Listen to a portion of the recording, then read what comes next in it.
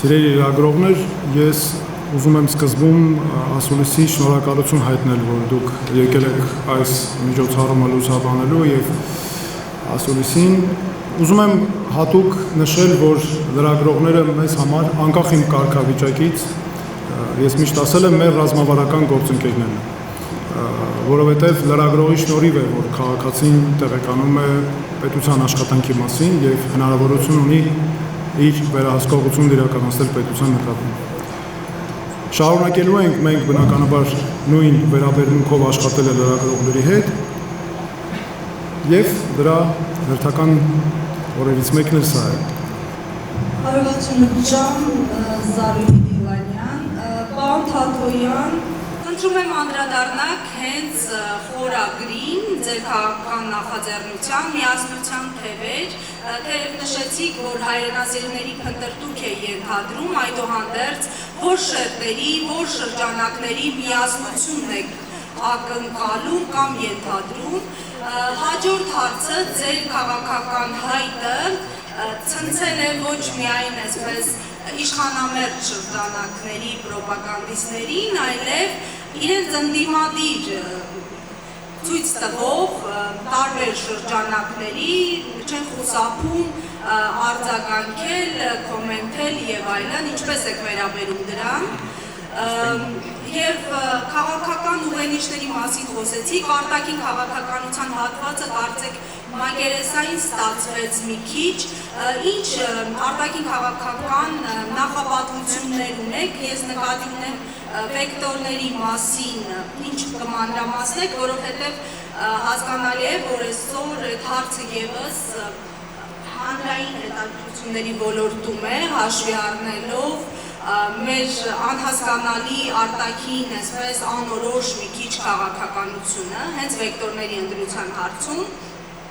դերևս այսքանը եւ վերջին հարցի համատեքստում Արցախի հարցը միջազգային օրակարգ վերադարձնելը, ինչպես եք պատկերացնում եւ ինչպես է հնարավոր։ Շնորհակալություն։ Շատ լավ։ Առաջին հարցը վերաբերում էր միասնությանը եւ հասարակության տարբեր խմբեր միավորելու։ Տեսեք, մենք ինչու սկսեցինք մտածել քաղաքական նախաձեռնության մասին եւ եկանք համոզման, որ սա այլևս պարտադիր է եւ առանց դրա պարզապես մենք չենք կարող իրացնել այն, ինչ անհրաժեշտ է։ Խոսքը վերաբերում է հասարակության առհասարակ միավորման, որովհետև մենք այսօր ցավոք սրտի իրենք իրավիճակ, որ հասարակությունը տրոհված է, բաժանված են խմբերի, մարդիկ ուղղակի օգնել են անգամ ատելությունից։ Այդ աստիճան բարդ է մեր հասարակությունում վիճակը։ Եվ մեր նպատակն է ապահովել այդ միասնությունը եւ աշխատել ոչ թե հակադրությունների սկզբունքով, այլ հանուն միավորման ու առաջընթացի։ Եթե սա առաջին հարցի մասով էր, ինչ վերաբերում է արձագանքներին, գիտեք, մենք անում ենք մեր գործը եւ շարունակելու ենք անել։ Մենք չենք նայելու, թե ինչ արձագանքներ կան այն իմաստով, մեզ դրանք կարող ենք կանգնեցնել, չկանգնեցնել։ Մենք գիտենք ինչ ենք ուզում անել, գիտենք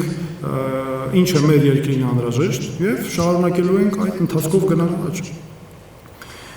Արտաքին քաղաքականության հետ կապված։ Արտաքին քաղաքականության մասով ես հստակ նշեցի իմ ելույթում, որ մեր արտաքին քաղաքականությունը պատկերացնում ենք շահերի համադրման սկզբունքով, Հայաստանի շահերը հիմքում ունենալով եւ բազմակողմ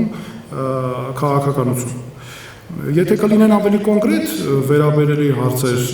արտաքին քաղաքականության մասով, այդ մասով նույնպես կանդրադառնանք։ Արցախի մասով մեզ համար կարևորագույն խնդիրներից է լինելու առհասարակ նախկինում տեղի ունեցած բոլոր հանցանքների, որոնք կատարվել են մեր նկատմամբ ադրբեջանական քաղաքականության հետևանքով, գործող իշխանության կոպիտ սխալների պատճառով, առհասարակ ոլորտի խնդիրների այս տարբեր խնդիրների պատճառով, այս հարցերը մենք երբեք մոռացության չենք տալու, խոսքս վերաբերում է արցախցիների վերադարձի խնդրին։ Բնականաբար սուտ կլինի ուղղակի, ճիշտ չի, արդար եւ ազնիվ չի լինի, եթե ես հիմա խոսեմ Արցախի վերադարձի մասին։ Բնականաբար մենք այդ հարցը չենք քննարկում, բայց ունենք 120,000-ից ավելի մեր հայրենակիցներ, որոնք տեղահանվել են ուղղակի իրենց հայրենի տներից, իրենց հայրենիքից։ Եվ նրանք ունեն իրենց հայրենիք վերադարձի իրավունք։ Սա ես չեմ ինձանից հնարում։ Սա միջազգային սկզբունք է, հաստատված գոյություն ունեցող միջազգային կանոն, մասնավորապես Արդարադատության միջազգային դատարանը 2023 թվականի նոյեմբերի 17-ի հանձնարարականով հստակ արձանագրել է, ճանաչել է արցախցիների վերադարձի իրավունքը, ընդ որում հատուկ նշել է սկզբունքներ։ Արցախցիների վերադարձի ապահով վերադարձ, կամովին վերադարձ, կայուն վերադարձ, սրանք վերադարձի միջազգային սկզբունքներ են։ Ավելին ասեմ ձեզ, վերադարձի միջազգային իրավունքը ճանաչված է ոչ միայն Արդարադատության միջազգային դատարանի դատական ակտով, այլ նաև այլ միջազգային փաստաթղթերով, օրինակ 2023 թվականի հոկտեմբերի 11-ի ՄԱԿ-ի մարդու իրավունքների խորհրդի հայտարարությամբ հստակ արձանագրված է այս հարցը։ Ավելին ասեմ ձեզ, այդ փաստաթուղթը ստորագրել է նաև Հայաստանը։ Ստորագրել են ՄԱԿ-ի անվտանգության խորհրդի անդամ պետություններ։ Այսինքն սա միջազգայինորեն ճանաչված իրավունք է։ Դրանից բացի սրա մասին խոսել են տարբեր պետություններ, թե արտաքին գործերի նախարարության, թե խորհրդարանների մակարդակով Շվեյցարիա, Կանադա, Եվրոպական խորհրդարան եւ այլն։ Եվ մեզ համար անչափ կարևոր են, որ պետք է հաշվի առնենք, խոսքը գնում է այն մասին, որ մարդկանց նկատմամբ կատարվել են հանցագործություններ, էթնիկ զտումներ, որոնք անգամ ժամկետ չեն ճանաչում։ Դրանից բացի, այստեղ ուզում եմ ամբողջական լինելու համար հստակ արձանագրել։ Հայաստանի գործող իշխանությունը բացարձակ մանիպուլատիվ թեզով բերել արցախցիների վերադարձին հավասարեցրել է, այսպես այդ կեղծիքը հաշվի առնելով ադրբեջանցիների վերադարձի թեզը եւ բերել հավասարեցվել է հավասար մակարդակի եւ ասում է, որ հարցը հավասարապես փակ է։ Ես ուզում եմ հատուկ ընդգծել, որ գոյություն ունեն միջազգային դատական ակտեր,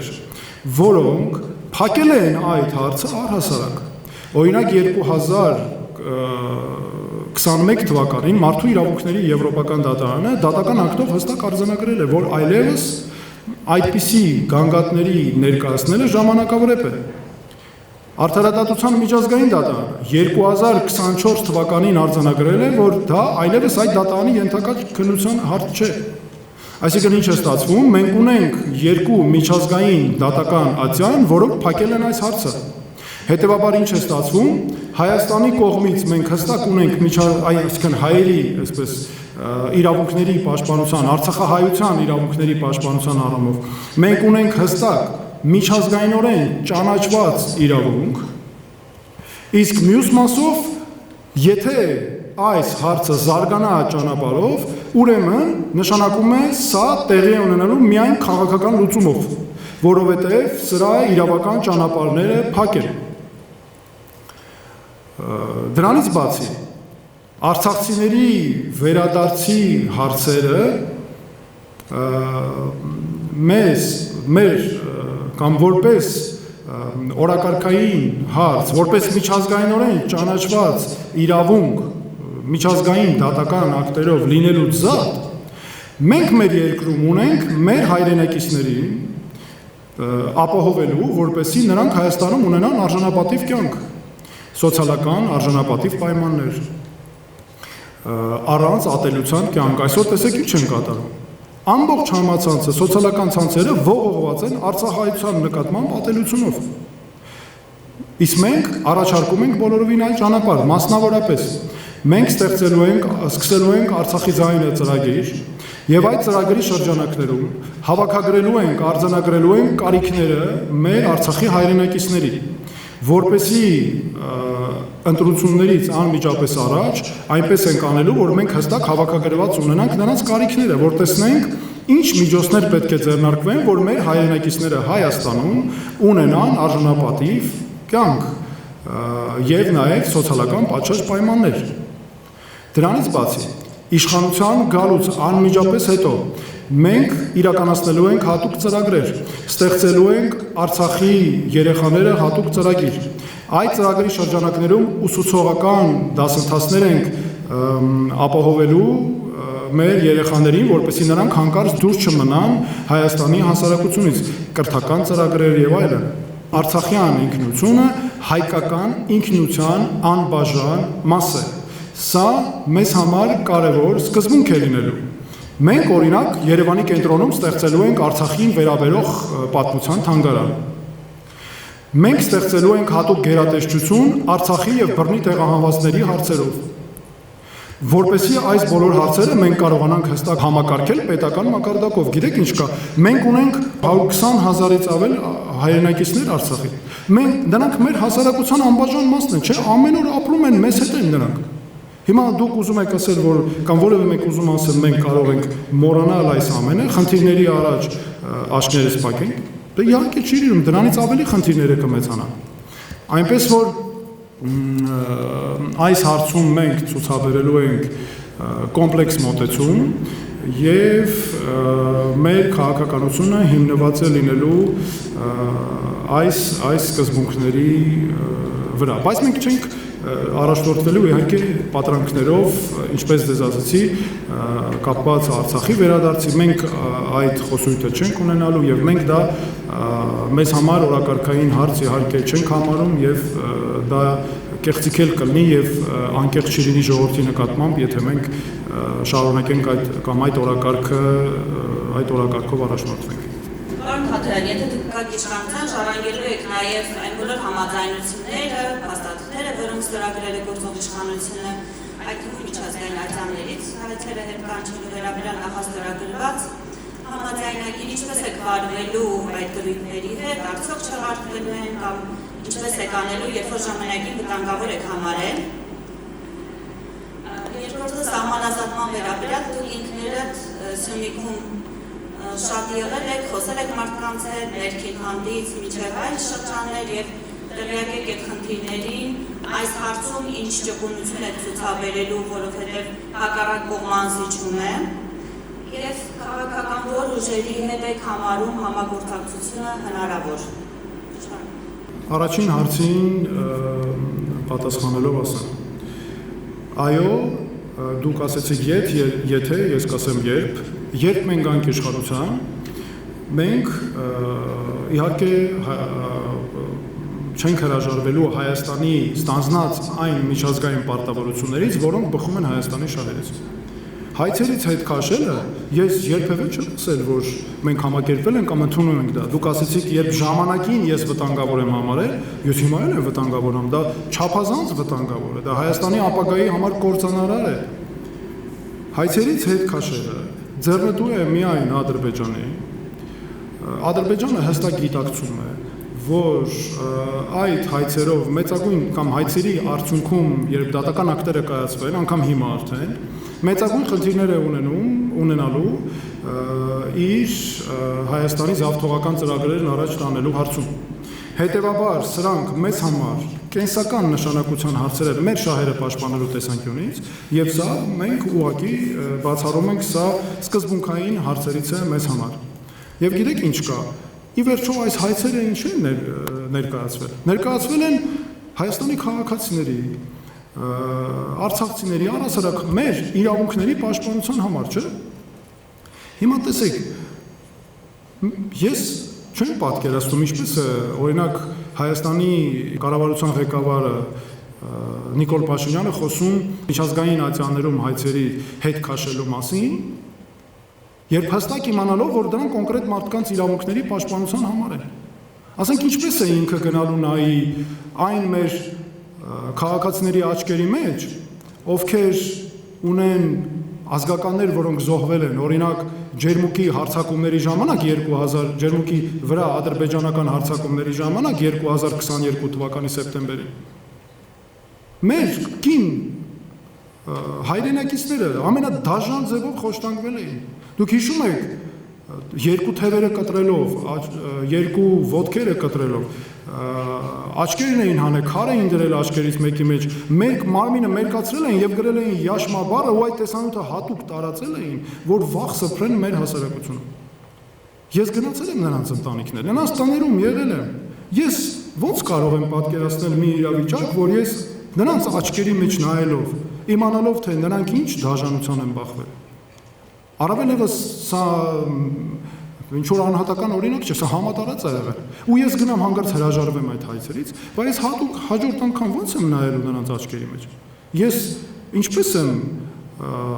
կարողանալու նրանց վերաբերել որոշումներ ընդունել, երբ ես հրաժարվում եմ հենց նրանց իրավունքների համար այն մեր պետության ներկայացրած հայցերից։ Եվ այստեղ մի հետաքրքիր բան կա, գիտեք, մի հետաքրքիր վիճակագրություն ասեմ։ Մարդու իրավունքների եվրոպական դատարանը Ադրբեջանի վերաբերյալ կայացրել է 9 դատական ակտ, որոնք վերաբերում են էթնիկ ատելության հիմքով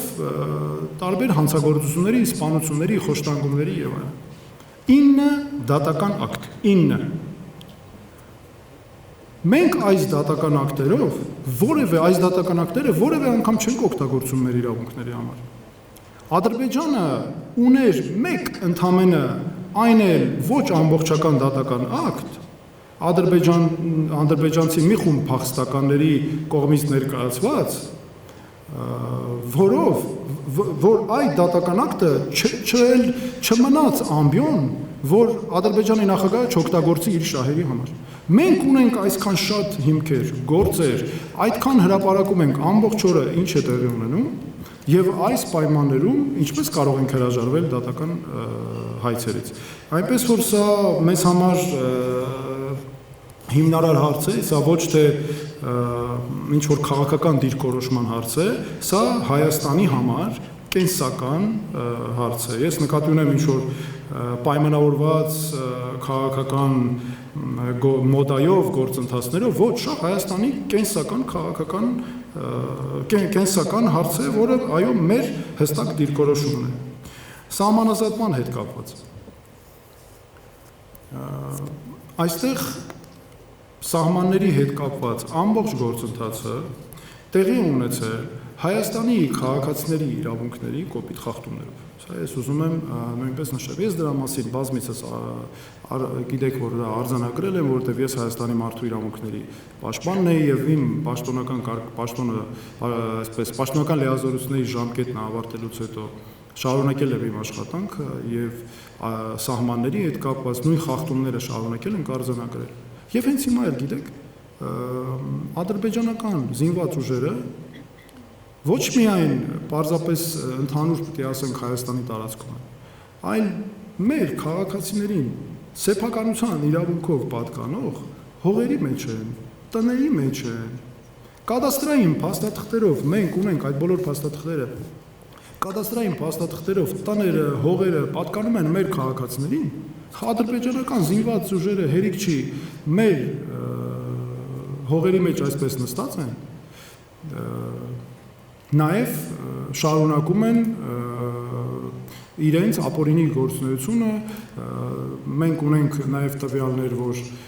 տեղի են ունենում օրինակ ականների անընդհատ պայթյուններ եւ այլն եւ ել չասեմ մնացած խախտումների մասին։ Սահմանազատման եւ իմջայցում ենք նաև այդ տերմինն ենք կարծում պետք է փոխվել ոչ թե սահմանագծում, այլ սահմանանշում։ Սահմանազատման եւ սահմանանշման գործընթացի շրջանակում մենք նաև հստակ արձանագրել ենք փաստերի ուսումնասիրությամբ, որ իրականում այն մենք ունենք այստեղ հարուստ փաստաթղթային բազա, ապացույցներ, որոնք պետք է ծառայեն Հայաստանի շահերի օգտին։ Եվ քննարկումների, միջազգային բանակցությունների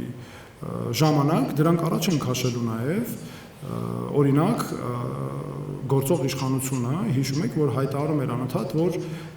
գլխավոր շտաբի քարտեզներով են անում 1975 թվի եւ այլն։ Մինչդեռ իրականում գոյություն ունի 1984-ից 87 թվականների սահմանազատման գործընթաց, որտեղ իրականացվել է Հայաստանի տարածքի որոնցով 975 կիլոմետր տարածքով սահմանազատում։ Դա հիմնված է եղել խորհրդային միության, Գերագույն խորհրդի նախագահության որոշումների վրա եւ դրա հիման վրա իրականացվել է 1984-ից 87 թվականներին տեղի ունեցել եւ ավարտվել է սահմանազատումը։ Գոյություն ունի, ես ինձ հետ անգամ դրան կարող եմ ցույց տալ, այսպիսի նկարագրություններ հստակ։ Սրանք 1987 թվականի սահմանազատումից հետո մեր սահմանների նկարագրություններն են, տեսեք, կազմվել է 182 արձանագրություն խորհրդային միության ժամանակ 1987-88 արդեն թվականներին 182 արձանագրություն։ Սրանց արդյունքում կազմվել են փաստաթղթեր, քարտեզներ սահմանազատման արդյունքում, որոնք երեքական օրինակ տրվել է Հայաստանին,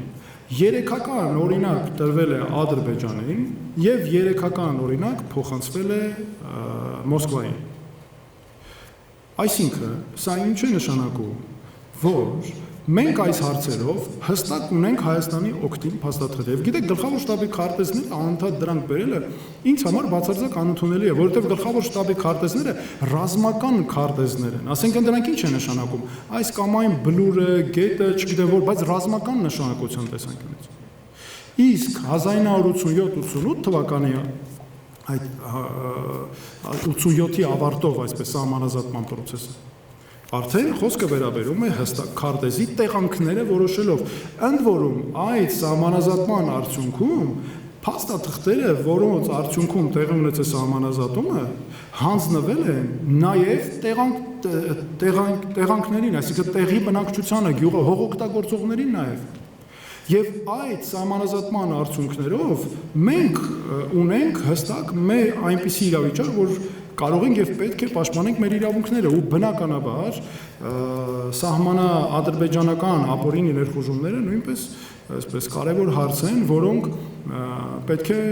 օրակարգում լինեն, որովհետեւ խաղաղության գործընթացը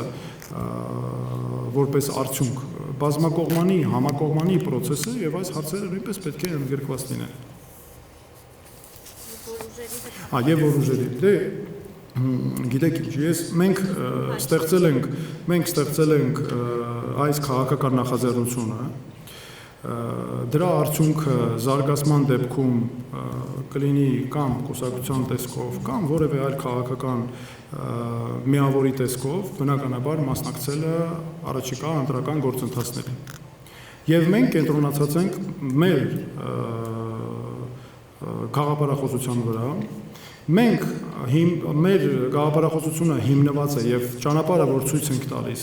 այն խնդիրների վրա, որոնք մենք արձանագրել ենք, եւ բնականաբար մենք գնալու ենք այդ խնդիրների լուծման ճանապարհով,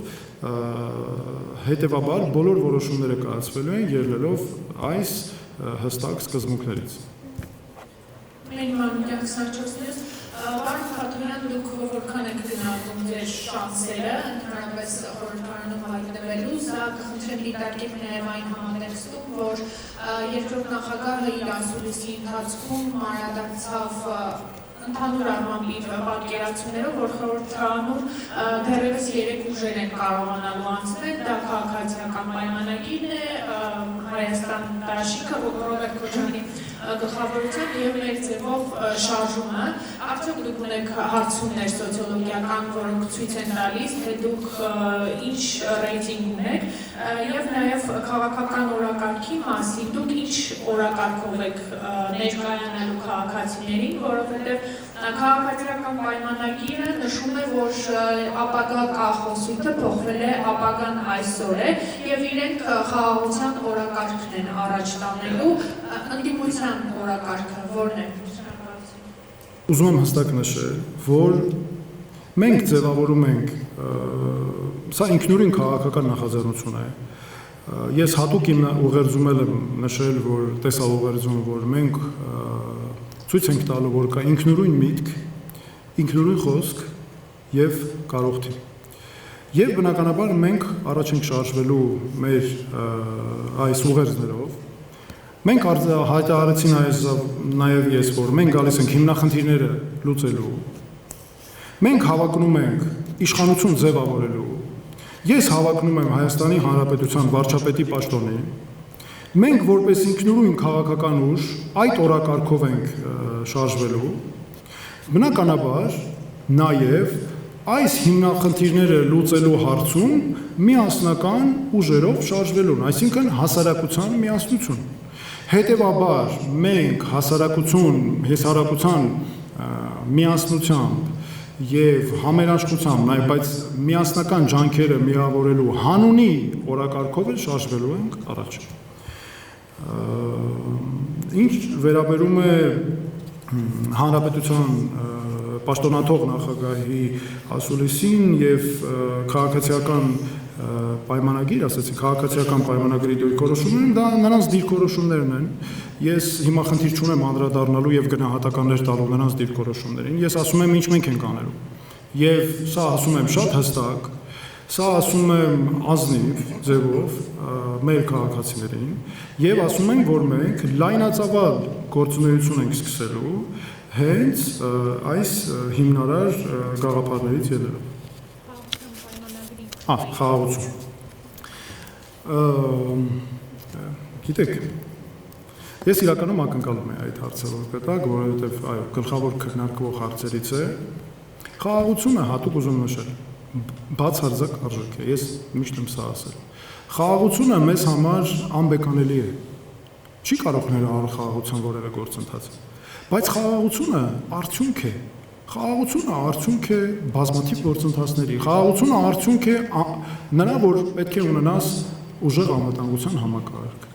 Խաղաղությունը նրա մասին է, որ պետք է երկրում լինի միասնություն, որ պետք է ոչ թե առաջնորդվել հակադրություններով, ոչ թե պետք է ատելություն գեներացնելով շարժվել, կռվածնելով մարդկանց, այլ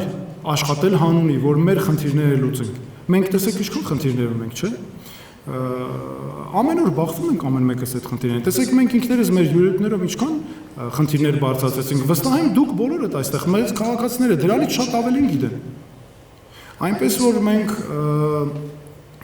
ինչպես արդեն հայտարարել ենք այս օրակարգը, այդպես էլ շարժվելու ենք խաղաղությունը մեզ համար որպես բացարձակ արժեք արդյունք է այս բոլոր մոտեցումների։ Եվ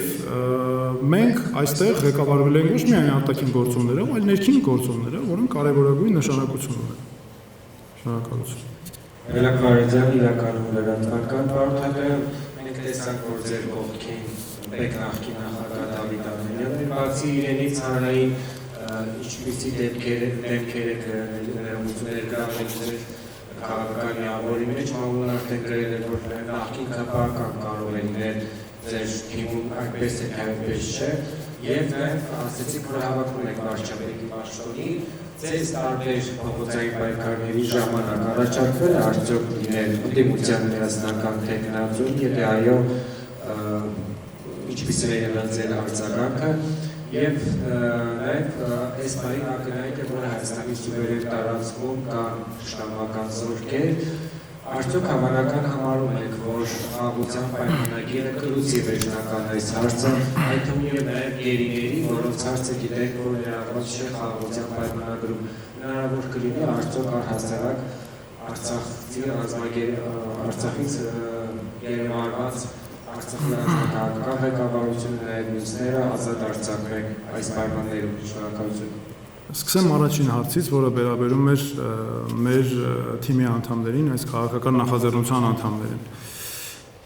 Դուք տեսեք, փայլակ, դուք ուզում եք էլի, որ մենք բարիկադների, այսինքն դուք չեք ուզում։ Հարցը բայց այդպեսին է, եթե ուղիղ պատասխանելու լինենք, կարծեք թե ստացվում է մենք ուրեմն պետքա բարիկադավորվենք։ Էլի գնալով լինելով բարիկադների այս կողմ, բարիկադների այն կողմ։ Մենք առաջնորդվում ենք այլ սկզբունքներով, պարոն Անանյանը պրոֆեսիոնալ է բարձր եւ տնտեսական քաղաքականության ուղղությունները մենք մշակել ենք միասին եւ բնականաբար իրագործումը նույնպես անելու ենք միասին։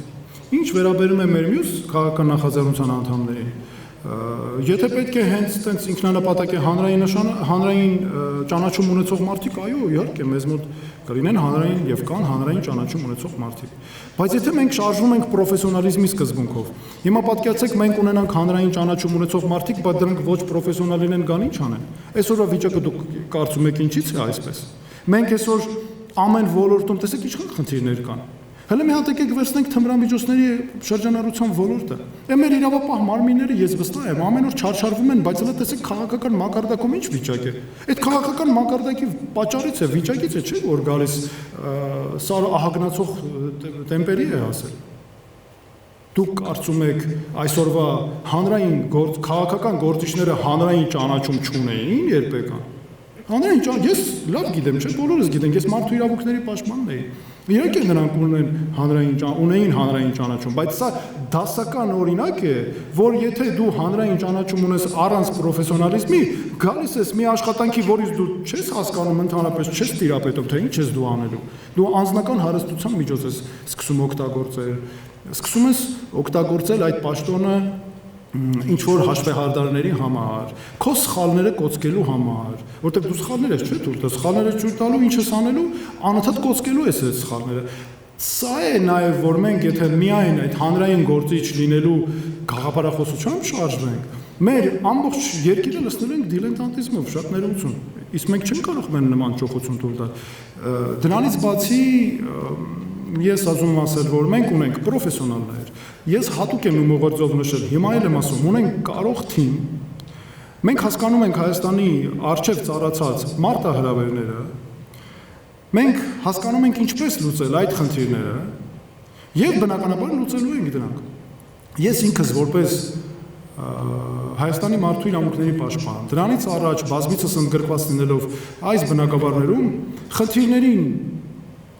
ոչ թե դասագրքերով ենք այսպես տիրապետում, այլ անձնապես շփվելով կոնկրետ մարդկանց հետ, կոնկրետ խնդիրներ արձանագրելով, լուծումների գալով, եւ այս մեր նախաձեռնությունը հենց հիմնված է լինելու այդ սկզբունքների վրա։ Մյուս հարցը օկուպացված տարածքների հետ։ Տեսեք, այստեղ մի հետաքրքիր բան ասեմ։ Բոլորը խոսում են 200, չէ, մոտավորապես 200 կիլոմետրի մասին։ Նախ ոչ ոք չի հասկանում այդ ինչ որտեղից են վերցել այդ թիվը, որովհետև իրականում ես կարծում եմ ավելի շատ է, ճիշտ է կիլոմետրերի հարցում կարող է սխալվենք, բայց սա էլ այնպես է արվում, կարծեք, sense տեխնիկական ինչ-որ հարցի են վերաբերում, կանոնով դրել ենք, գծել ենք այստեղից այստեղ 200 կիլոմետր եւ այլն։ Իրականում խոսքը գնում է շատ ավելի տարածքի մասին, ինչու, որտեղ մենք ոչ միայն պետք է հաշվի առնենք այն տարածքը, որտեղ ֆիզիկապես ադրբեջանական զինված ուժերը ապօրինաբար գտնվում են, այլ նրանց վերահսկողության ոլորտը։ Հենց դուք տեսեք ինչ է կատարում, ամեն մեկը, չէ, երբ գալիս են տեղավորվում են, իրենց դիրքերի դիմացը, տեսեք ինչքան տարածք են հսկում։ Մեր քաղաքացիները կկարողանան գոնե 1-2 կիլոմետր մոտենալ այդ տարածքերին կամ, չգիտեմ, նայած տեղանք։ Չեն կարող չէ մոտենալ, այդ տարածքները դառնում են անօգտագործելի արդեն։ Հետևաբար այս խնդիրը մեզ համար կենսական նշանակություն ունի, հետո գիտեք ինչ կա։ Ադրբեջանական զինված ուժերը վերահսկում են մեր ռազմավարական նշանակության օբյեկտները, ջրամբարներ, պոչամբարներ, հեկեր, դուք պատկերացնում եք, ստացվում է այսօրվա վիճակը, չէ, այսօր կառավարության ղեկավարը ամեն օր այստեղ այնտեղ հայտարարում է խաղաղությունը, բայց ստացվում է այսօրվա այդ վիճակը կախված է Ադրբեջանի նախագահի բարի կամքից ուղղակի։ Քաղաքական կամքից է, եկուզի հրաման կտա կսկսեն կրակել, հրկուզի հրաման կտա չէ։ Էդ էլ ինչի հաշվին է, բնականաբար զիջումների անընդհատ նվաստանալու դրա հաշվին է իրականացվում։ Մենք ունենք, ես դրա մասին բազմիցս եմ հայ, եւ սրանք փաստեր են, ադրբեջանական զինված ծառայողների դիրքավորումներ, որոնք անգամ վերահսկում են մեր գյուղերն ու քաղաքները, ճանապարհները, գյուղերն ու քաղաքներն իրար միավորող։ Ադրբեջանը անգամ քարտեզ է հրապարակել, որ թե որ մասն են իրենք, ինչ մաս են ռազմավարական նշանակության վերահսկում իրենք։ Կարծեք թե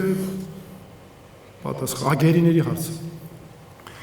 Գիտեք, գերիների հարցը չի կարող դառնալ որևէ տեղ սակարկման առարկա։ Սա ես հատուկ ուզում եմ նշել։ Սա հումանիտար հարց է։ Ես շատ լավ հիշում եմ, երբ Ադրբեջանը սկսեց դիմել այս մեթոդին։ Ուրեմն պատերազմից հետո էր 2020 թվականի դեկտեմբերի 31-ին, եթե հիշում եք, տեղի ունեցավ բոլորի դիմաց գերիների փոխանակում, մինչ այդ։ Դրանից հետո Պատահական շատ բարձում ենք Ադրբեջանի նախագահ ղեկավարությունը արտաքին գործերի նախարարը նամակ է գրում Միավորված ազգերի կազմակերպությանը եւ ասում է վերջ մենք այլևս գերիներ չունենք բոլորը դիվերսանտներ են բոլորը ահաբեկիչներ են բայց ինչու նրանք արեցին միջազգային մարդասիրական իրավունքի սա կոպիտ խախտում էր ընդ որում բացարձակ կանոնը նշանակում է զիջում չկա դրանից եւ սկսեցին ինչ անել հիշում եք այս կաման երկրին ծառայություն մատուցելով 5 գերի վերադարձնել 4 գերի վերադարձնել եւ այլն այսինքն նրանք ի սկզբանե այս հարցը քաղաքականացրել են մանիպուլացրել են եւ Հայաստանից կորզել են բոլորովին այլ զիջումներ որովհետեւ պահել են մեր հասարակությունը լարվածության մեջ պահել են մեծ խնդիրների կանգնացրել են խնդիրների առաջ տարապանքներ են հոգեկան պատճառել մեր գերիների հարազատների նրանց ընտանիքներին եւ այդպես էլ չեն վերադարձել նրանք իսկ ինչ վերաբերում է հիմա նրանք ես միշտ հայտարարել եմ որ գերիների հարցը մեզ համար չի կարող լինել միայն սոսկ մի քանի հոգու Արցախի ղեկավարությունը նախկին զինվորականներ, քաղաքացիական անձինք, բայց դա չի կարող լինել մի քանի հոգու ազատ արձակելու կամ մեր հայրենակիցների ազատ արձակելու հարց։ Սա Հայաստանի անվտանգության սպառնալիքներից է, որովհետև Ադրբեջանը հիմա կեղծ շինծու դատավարություններ է վարում եւ այդ դատավարություններով գեներացնում է ատելություն ու թշնամանք մեր դեմ Եվ փորձելու է վստահ եմ այդ շինծու դատավարությունների արդյունքները օգտագործել Հայաստանի Հանրապետության նկատմամբ ճնշումներ գործադրելու եւ ագրեսիայի հիմքեր ստեղծելու համար։ Հələ եկեք մի հատ այդ եվրոպական դատարանի 9 դատական ակտերը, որ մինչև հիմա չեն կատարել։ Հստակ դատական ակտերում նշում է, որ կա էթնիկ ատելության հիմքով պայմանավորված հանցագործություններ, սպանություններ, խոշտանգումներ եւ այլն։ Պարտավորեցրել է Ադրբեջանի եվրոպական դատարանը միջոցներ ձեռնարկել այդ ամենը վերացնելու համար։ Արել է։ Ոչ միայն չի արել, այլ այս դատավարություններով, եթե դուք հանկարծ հետևեք դրանց, ավելի է գեներացնում այդ ատելությունը։ Եվ նաև իմ կարծիքով նրանց նպատակն է ցույց տալ մեզ նվաստացած վիճակում հայ ժողովրդի ներկայացուցիչներին դրանով նաև հասնել իր տարբեր նպատակներին եւ այդ դատավարություններով քաղաքական նշանակությամբ օգտագործում են մեր հայրենակիցների գերության ու պատանդության մեջ լինելը իշխանությունների քաղաքական թեզերն ապացուցելու համար։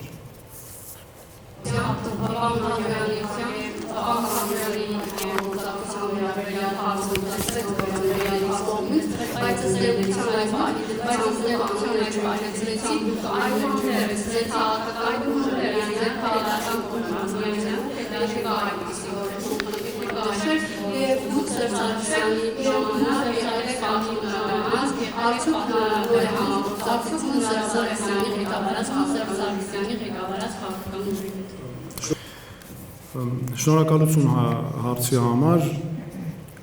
Տեսեք, ես ի սկզբանե ասացի, որ մենք ղեկավարվելու ենք հիմնախնդիրները մենք մեր հիմք ենք ընդունել եւ գնում ենք այդ հիմնախնդիրները լուծելու ճանապարհով։ Եվ մենք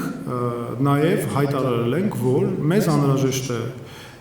որպեսզի այդ հիմնախնդիրների լուծման առաջ մենք աշխատենք հանունի, մենք միավորենք մեր ողջ հասարակությանը եւ մենք գնալու ենք մեր օրակարգով, ինչպես արդեն ասացի, ու խոսելու ենք մեր բոլոր քաղաքացիների հետ բնականաբար։ Երկխոսություն է լինելու, հանդիպումներ, քննարկումներ եւ այլն։ Բոլոր քաղաքական ուժերի հետևորդները, քվեարկողները մեր քաղաքացիներն են, չէ՞։ Մենք բոլոր քաղաքացիների հետ աշխատելու ենք։ Թե այս պահին մեր օրակարգը սա է եւ մենք հստակ աշխատելու ենք այս ուղղությամբ։ Մեր որոշումներն կայացնելու ենք մեր առաջնահերթություններից ելնելով, որոնք դարձյալ ասեցի, ուղղված են լինելու մեր հասարակության առջև այսօր ծառացած հիմնախնդիրների լուծմանը։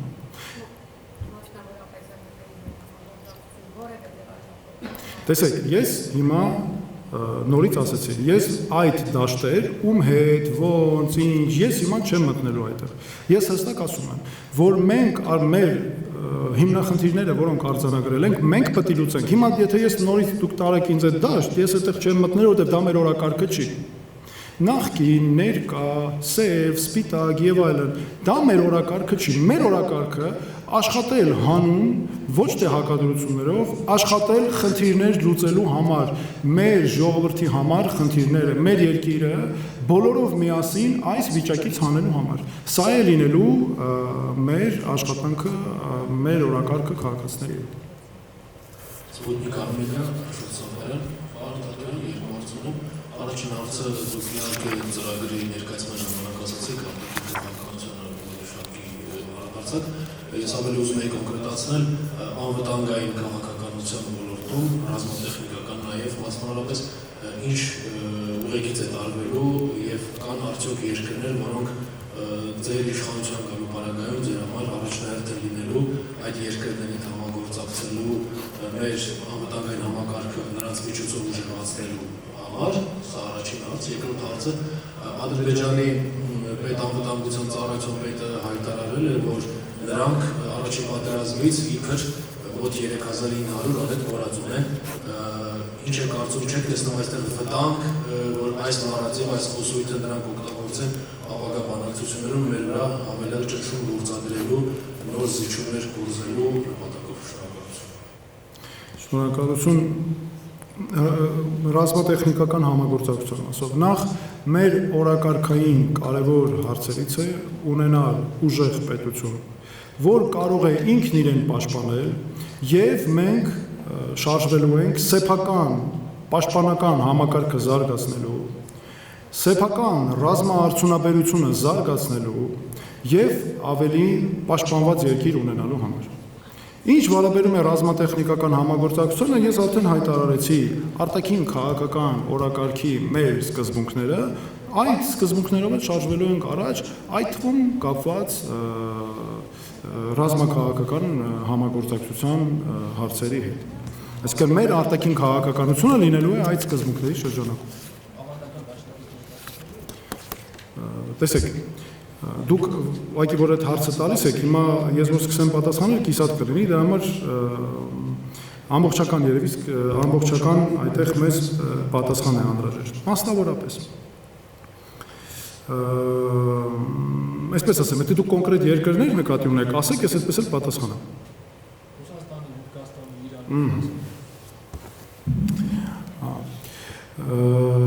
Նախ ինչ վերաբերում է մեր արտաքին համագործակցությանը այս հարցերում մյուս մեր տարբեր գործընկերների հետ։ Ակնհայտ է, որ մենք պետք է մեր պաշտպանության համակարգը ուժեղացնենք եւ որովհետեւ անվտանգության սպառնալիքներն այնպիսին են, որ մեզ պետք է ուժեղ պաշտպանական համակարգ եւ համագործակցություն։ Մենք տարբեր գործընկերների հետ լինելու ենք ազնիվ, սա ես մի քանի սկզբունք ասեմ, հետո ավելի կկոնկրետացնեմ։ Ավելի լինելու ենք ազնիվ, շահերի համադրման հստակ սկզբունքով եւ հետապնդելու ենք Հայաստանի շահերը։ Ինչ վերաբերում է Ռուսաստանի Դաշնությանը։ Նախ սկսեմ նրանից, որ Ռուսաստանի հետ հարաբերություններում ակնհայտ է, որ Հայաստանը կան խնդիրներ։ Այս իշխանության եւ Հայաստան այս իշխանության ժամանակահատվածում հարաբերությունները նախկինում էլ պետք է հասկանանք անընդհատության առումով ինչ խնդիրներ են առկա։ Պետք է ազատ, բաց նստենք խոսել, որպեսզի նոր իրողությունների պայմաններում հասկանանք ինչպես ենք մեր ռազմատեխնիկական քաղաքականությունը տանում առաջ, արտաքին քաղաքականությունը եւ այլն։ Այստեղ մի քանի հարցեր կան։ Օրինակ, Ռուսաստանի դեպքում ինձ համար մեծ խնդիրներից է խաղաղապահ ուժերի արկայության պայմաններում էթնիկ զտումները Արցախում։ Դա ինձ համար խնդիր է։ Ի վերջո մեր բոլոր հայրենակիցներին հետաքրքրում է։ Ինչու այդպես եղավ։ Մեր հայրենակիցները վերադարձել էին Արցախ, իսկ նրանց մի մասը մնում էր այնտեղ, հույսով ունենալով երաշխավորներ, որոնք ռուս խաղաղապահ ուժերն են։ Բայց ունեցանք ամբողջական հայաթափ։ Դա օրինակ ինձ համար խնդրահարույց հարց է, որը պետք է ամբողջական պարզել։ Ընդ որում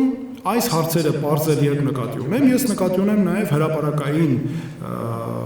ազնիվ կերպով մեր ժողովրդին թափածիկ ձևով ներկայացնել իրավիճակը, որտեղ այս հարցը բոլորին հետաքրքրում։ Մյուս հարցերը։ Ինձ համար խնդրահարույց էր նաև 2022 թվականի սեպտեմբերի ջերմուկի նկատմամբ, Սյունիքի նկատմամբ հարձակումները, երբ էլի մենք չունեցանք աջակցություն մեզ պաշտպանության հարցերում։ Օրինակ, ինձ համար բացատրությունները, թե Հայաստանի Հանրապետության սահմանը դելիմիտացված չէ կամ չգիտենք, ընդունելի չեն։ Հետևաբար պետք է նույնպես սրանք հարցեր են, որ մենք պետք է պարզենք, որովհետև մենք ապրում ենք այնպիսի տարածաշրջանում, որ անընդհատ բախվելու ենք նման անվտանգության հարցերի, մենք պետք է հասկանանք, ինչու է ի վերջո ինչի էին, որ այդպես են պատասխանում այն պայմաններում, երբ ունեինք ստորագրված փաստաթղթեր։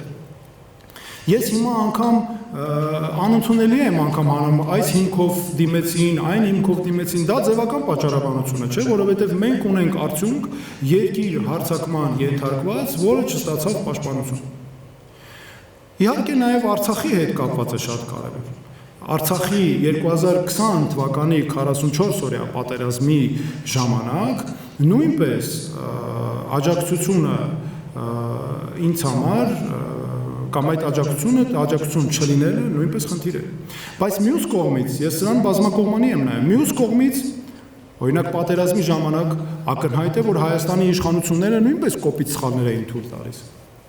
Հանցավոր նաև նշանակության սխալներ, օրինակ խնդիրներ կային զինվորների հերթափոխերի հետ կապված, խնդիրներ կային, որոնք հրապարակային էին, բազմաթիվ մամուլում անդադ քննարկվում էին։ Խնդիրներ պաշտպանությունը կազմակերպելու հետ կապված, իշխանությունների քաղաքականությունը եւ այլն, կան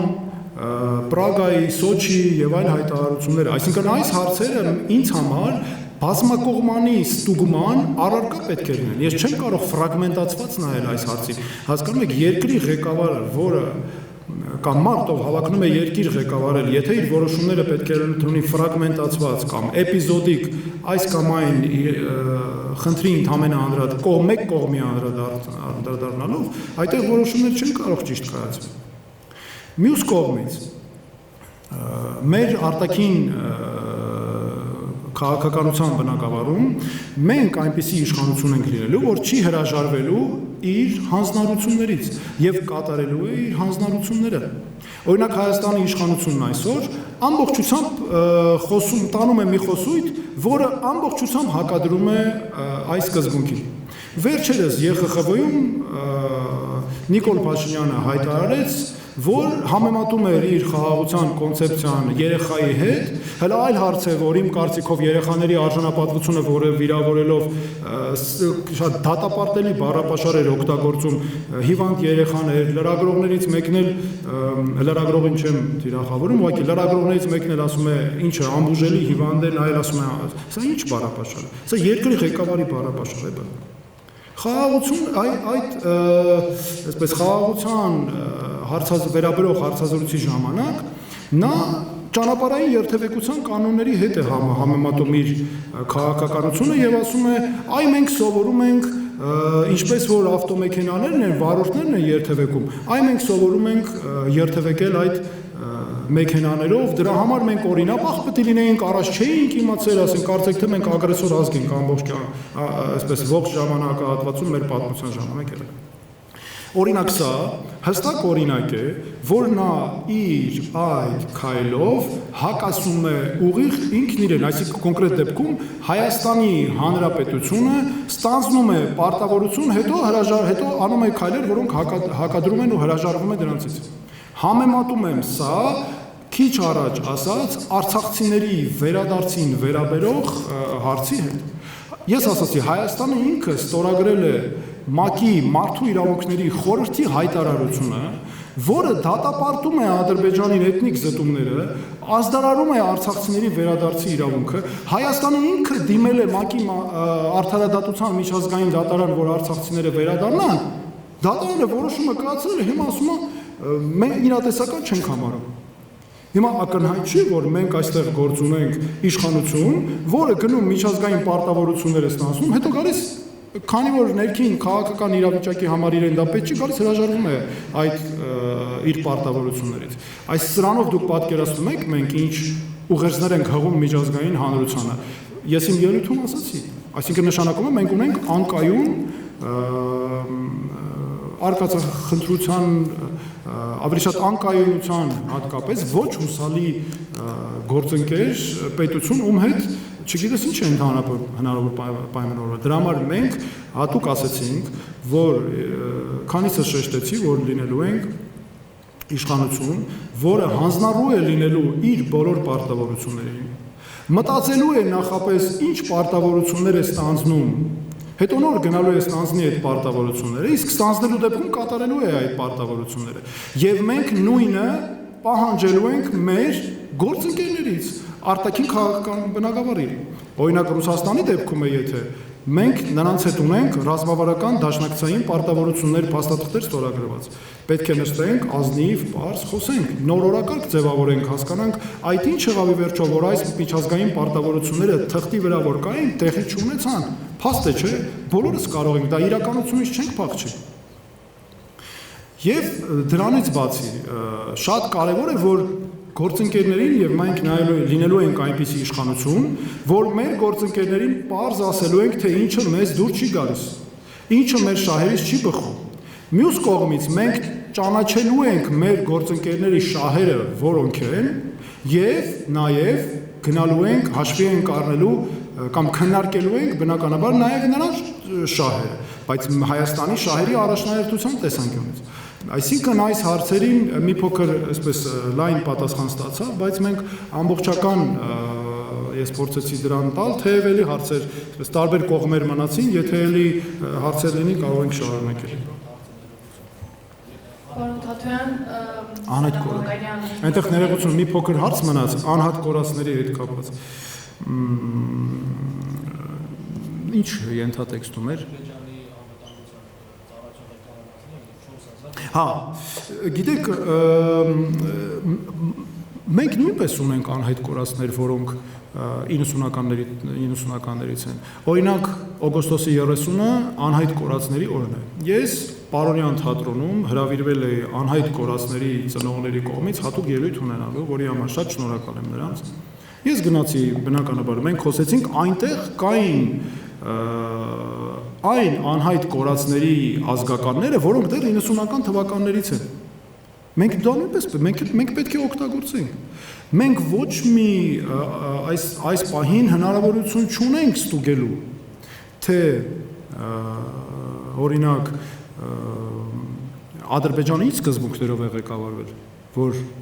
այդ թիվը ներկայացրել է, չէ՞, ընդհանրապես չունենք հնարավորություն ստուգելու։ Ոչ մի միջազգային մեխանիզմ չի գործում։ Հետևաբար մենք պետք է հասնենք նրան, որ լինեն միջազգային մեխանիզմներ, որպեսզի վերահսկողական գործառույթը ավելի ուժեղանա։ Եվ մենք կարողանանք հասկանանք, չէ՞, ի վերջո ինչ է տեղի ունեցել։ Ու առհասարակ այս սկզբունքը շատ կարևոր է, գիտեք, նախորդ հարցի հետ կապված ես մի փոքր լրացում անեմ։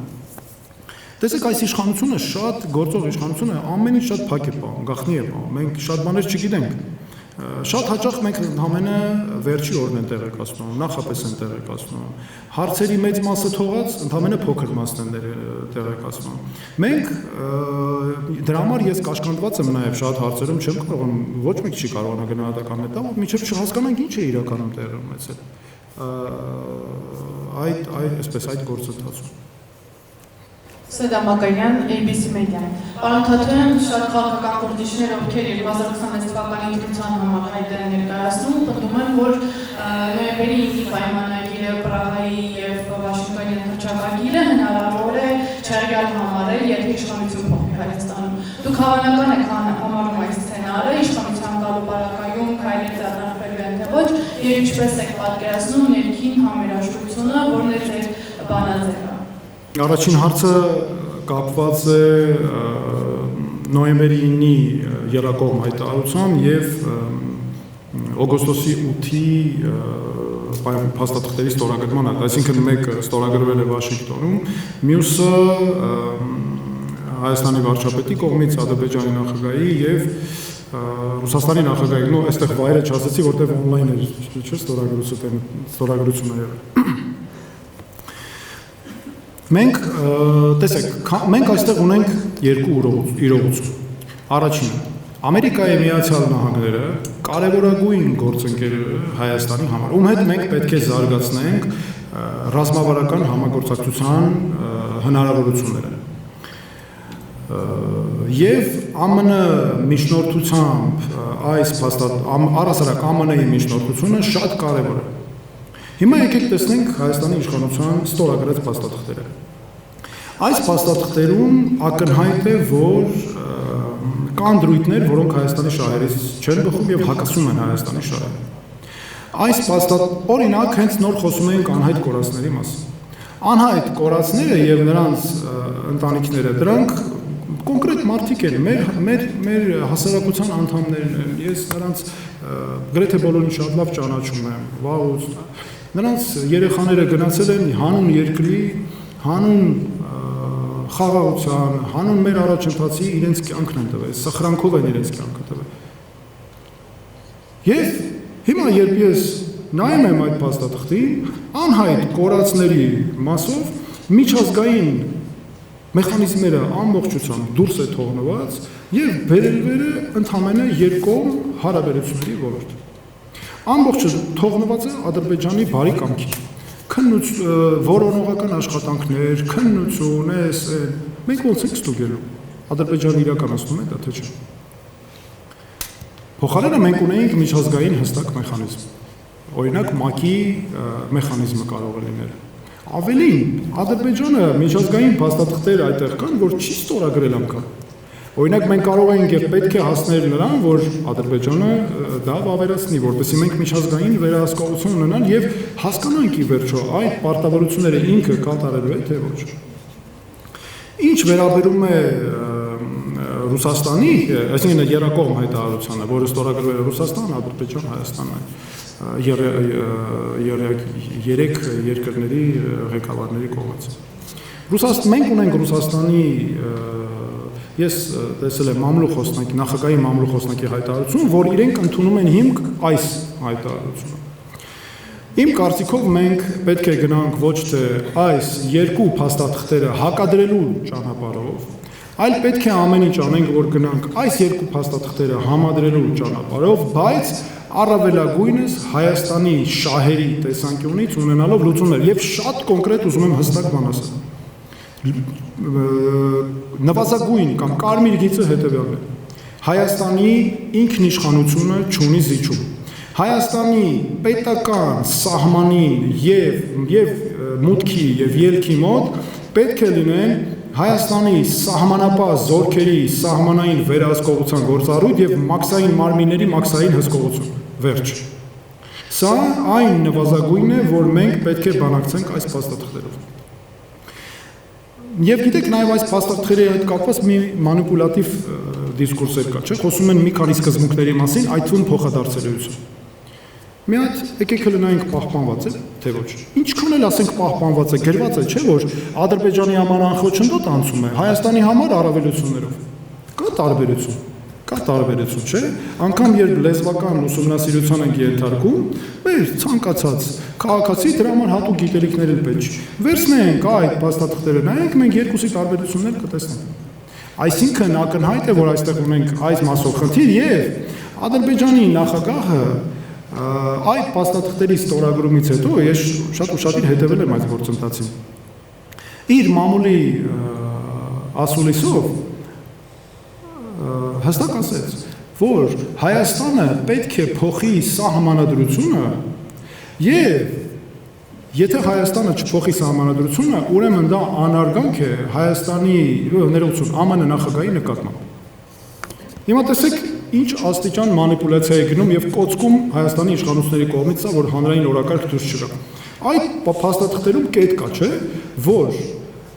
կողմերը չեն միջամտում իրար ներքին գործերի, ճիշտ է։ Հիմա եթե Ադրբեջանի նախագահը հայտարարում է, որ Հայաստանը պետք է փոխի սահմանադրությունը եւ ասում է, թե չէ, դա անհարգալից վերաբերմունք կլինի ԱՄՆ նախագահի նկատմամբ, սեք արդեն որտեղ են տանում ու ինչ է նշանակում։ Այսինքն սրանից լինելու են առնվազն ադրբեջանական այս քաղաքականության մասով զարգացումներ, որոնք չեն բխում մեր երկրի շահերից։ Հետևաբար մենք պետք է առավելագույնս այնպես անենք, որ ԱՄՆ-ի նման կարևորագույն երկրի առաքելությունը միջնորդական առավելագույնս ծառայի մեր երկրի շահերին։ Սա չափազանց կարևոր է եւ մենք գնալու ենք այս կարևորագույն փաստաթղթերի հարցով մեր շահերը անկյունակար ունենալով ճկուն քաղաքականություն դրսևորելով, ես արդեն նաև ասացի, եւ ոչ թե հարմարվողական այդ հստակ լուծումներով։ Հրապարակորաթերթան Պապիկյան, պարոն Թաթյան, ձեր խոսում նշեցիք, որ ձեր ծրագիրը օրակարգը բոլորով միասին երկիրային վիճակից հանել է, ինչ է կարծում դա հնարավոր է արդյոք փոքր ճակատելով, թե այլ համախմբում է եւ ընտրություններից առաջ հնարավոր է համախմբում հենց ձեր առանցքի շուրջ եւ պարոն Թաթյան, տևական ժամանակ լուրեր կային, որ բանակցություններ կան ձեր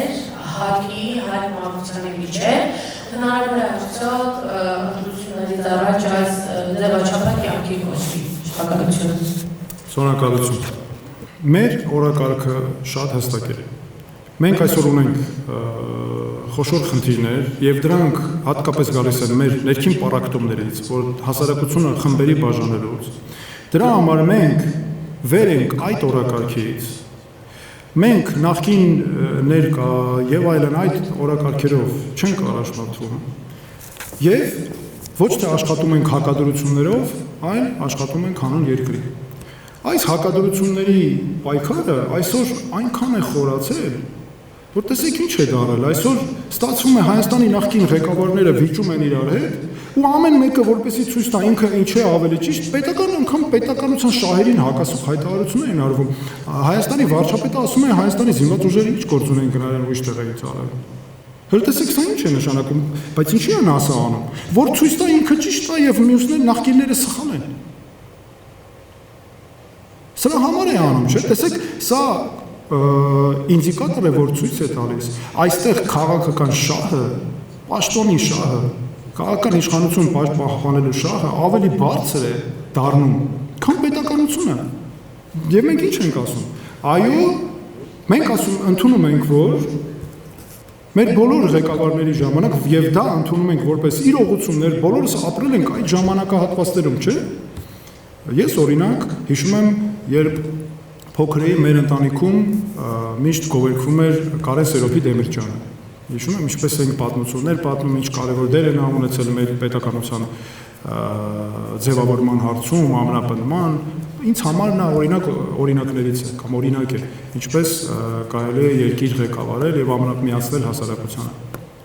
Հետո գալիս է 90-ական թվականները, չէ՞։ Հետո գալիս են 2000-ական թվականները, 2010-ից հետո եւ այս ժամանակաշրջանը։ Սրանք մեր պատմության անբաժան մասերն են։ Բոլորս ապրել ենք այդ ժամանակահատվածներում։ Եղել են այդ ժամանակ խնդիրներ։ Այո, եղել են խնդիրներ։ Եղել են կոռուպցիոն խնդիր, կոռուպցիայի այսպես դրսևորումներ ընդ որում ամենածանր ձևերով, այո, եղել է։ Մարդու իրավունքների կոպիտ խախտումներ եղել են։ Կլանային համակարգ եղել է, օլիգարխներ, որոնք վերահսկողություն են ունեցել երկրի քաղաքականության նկատմամբ, եղել են։ Այսօր էլ կան։ Այսինքն ինչ է ստացվում, այն բոլոր խնդիրները, որ կային, եկել այս օրակարգի արդյունքում շատ ավելի վատն են դարձել հիմա։ Այսօր առավել սերտաճում է գնում քաղաքական իշխանության օլիգարխիկ համակարգի, կլանային համակարգի։ Հələ դրան էլ մի հատ ավելանում է պրոֆեսիոնալիզմ ընդհանրապես, կամ դուք տեսնում եք պրոֆեսիոնալիզմը, ով ինչ ուզում խոսում է։ Մեր օրակարգային հարցերից է դրա համար խոսքին տեր լինելը։ Մենք մեր խոսքին տեր ենք լինելու։ Չի կարող լինել երկրի ղեկավար, որ այսօր մի բան է ասում, վաղ այլ բան է ասում։ Կախված թե այս կամ այն իրավիճակը իրեն ինչպես է ձեռնտու։ Մյուս կողմից եղել են դրական զարգացումներ։ Այո, եղել են դրական զարգացումներ։ Ես ինքս որպես Հայաստանի մարդու իրավունքների պաշտպան հրապարակայինորեն քննադատել եմ այս խնդիրները բազմիցս ներկայացրել եմ։ Դա արել եմ 2003, 4 5, 6, 7 թվականներին, 8 թվականը, երբ ես աշխատում էի այդ հաստատությունում։ Դա արել եմ 2016-ից 22 թվականներին եւ այլն, եւ նա շարունակում եմ անել խնդիրների արձանագրումը, հարցերի լուծումը եւ մենք այնպիսի նաեւ թիմ ենք ունենալու, որոնք գիտեն այս խնդիրները ոչ թե դասագրքերից, ոչ թե պատմվածքներից, այլ կոնկրետ փորձով, թրծված են կոնկրետ փորձով, գիտեն ինչպես հարցը լուծել։ Հիմա ինչ վերաբերում է այսպես ինչպես դուք նշեցիք համախմբման հետ կապված հարցերը։ Մենք դա մեր կարևորագույն օրակարգն է, այո, ապահովել հասարակության համախմբում։ Մենք հայտ ենք ներկայացրել, ես ինքս հայտ եմ ներկայացրել երկրի կառավարման համար պատասխանատվություն ստանձնելու հենց այս օրակարգով, որ չլինեն տարանջատումներ բարիկադների տարբեր կողմերում, որ մարդիկ իրար թշնամական չնայեն, որ մենք ղեկավարվենք ուղղակի որպես լավ մասնագետներ, մարդիկ, որոնք ոչ թե մեկուսացած են նրա համար, որ ինչ որ մեկին մի ժամանակ բարեր են տվել, այլ որովհետև օրինակ, ասենք, մեկուսացած է նրա համար, որ իրավախախտ վարքագիծ է դրսևորվում, մեկը մեկուսացած է նրա համար, որ մեկ այլ արատավոր բան է արել, որը պատժելի է եւ այլն եւ այլն։ Ես պատկերացնում եմ մեր խնդիրների լուծումը միայն այս ներքին համախմբման օրակարգի եւ նախկին հակադրությունները մերժելու միջոցով, իսկ նաեւ մեկ կարևոր հստակ արձանագրում անեմ, ակնհայտ է, որ այսօրվա իշխանությունը ղեկավարվում է հակադրություններով, թշնամացնելով։ Սա կարծեք թե նրանց համար սնունդ լինի եւ հակադրությունների վրա է ամեն ինչ կառուցված։ Չէ, օրինակ ասենք 2 րոպե շփվեն իմ եւ ձեզ հետ, մեզ կթշնամացնեն մի անգամից։ Ասենք կարող է մեզ ասեն օրինակ տեսեք Աննան ինչ գեղեցիկ հագուստ է ակել, դու չունես դա եւ այլն, ու ահա ես արդեն կդառնամ, բա ես ինչի չպետք է ունենամ եւ այլն։ Այն դա նրանց իշխանության մնալու օրգանական սնունդն է, այսպես ասեմ։ Իսկ մենք առաջարկում ենք բոլորովին այլ բան։ Մենք առաջարկում ենք համախմբում, միասնություն, հանունի օրակարգով, զարգացնելու, երկիրը առաջ տանելու, այսքան խնդիրներ ունենք, ոչ թե դոփելու համար տեղում։ Իսկ Մարությանի եւ Հակի բանակցությունները։ Մարությանի եւ Հակի։ Կային հրապարակումներ, որ ես Հայկ Մարությանի հետ արդեն այսպես հրապարակում էր անգամ, որ վերջ ստեղծել ենք կուսակցություն։ Ես ասեմ ձեզ, որ ես Հայկ Մարությանին վերջին անգամ տեսել եմ 2020 թվականի սեպտեմբերի 21-ի պաշտոնական արարողությունների ժամանակ, եւ ես մարդու իրավունքների պաշտպանն էի, ինքը Երևանի քաղաքապետն էր։ Այսինքն մենք ներողություն 2019-ն էր երևի թե ներողություն։ Այսինքն մենք այդ ժամանակ հաստատ նման հարցեր չենք քննարկել եւ դրանից հետո էլ ես պարոն Մարությանի հետ նման որևէ հարց չեմ քննարկել։ Հակի հետ կապված մենք քննարկումներ անընդհատ լինում են, բայց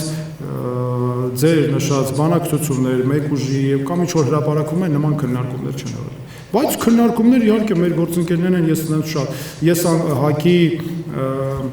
ներկայացուցներին ճանաչում եմ դեռ 2008 թվականից, որովհետև երբ ես աշխատում էի մարդու իրավունքների պաշտպանի աշխատակազմում, մենք մոնիտորինգ էինք անում 2008 թվականի հավաքները։ Եվ ես նաև ինքս կազմում էի այն ժամանակ Հայաստանի մարդու իրավունքների պաշտպանի զեկույցները եւ շատ մանրամասն մոնիտորինգ եմ արել,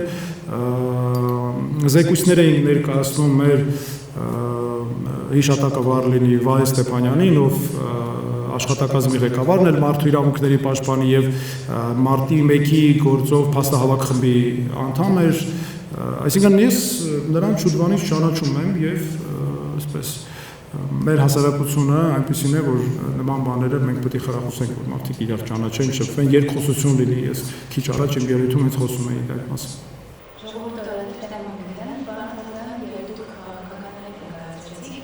Դրական արձագանքները չստացել իշխանության եւ ընդդիմության կողմից։ Ուզում եմ հարցնել, արդյոք սպասում եք ընդդիմությունից նման պատասխան եւ ինչպես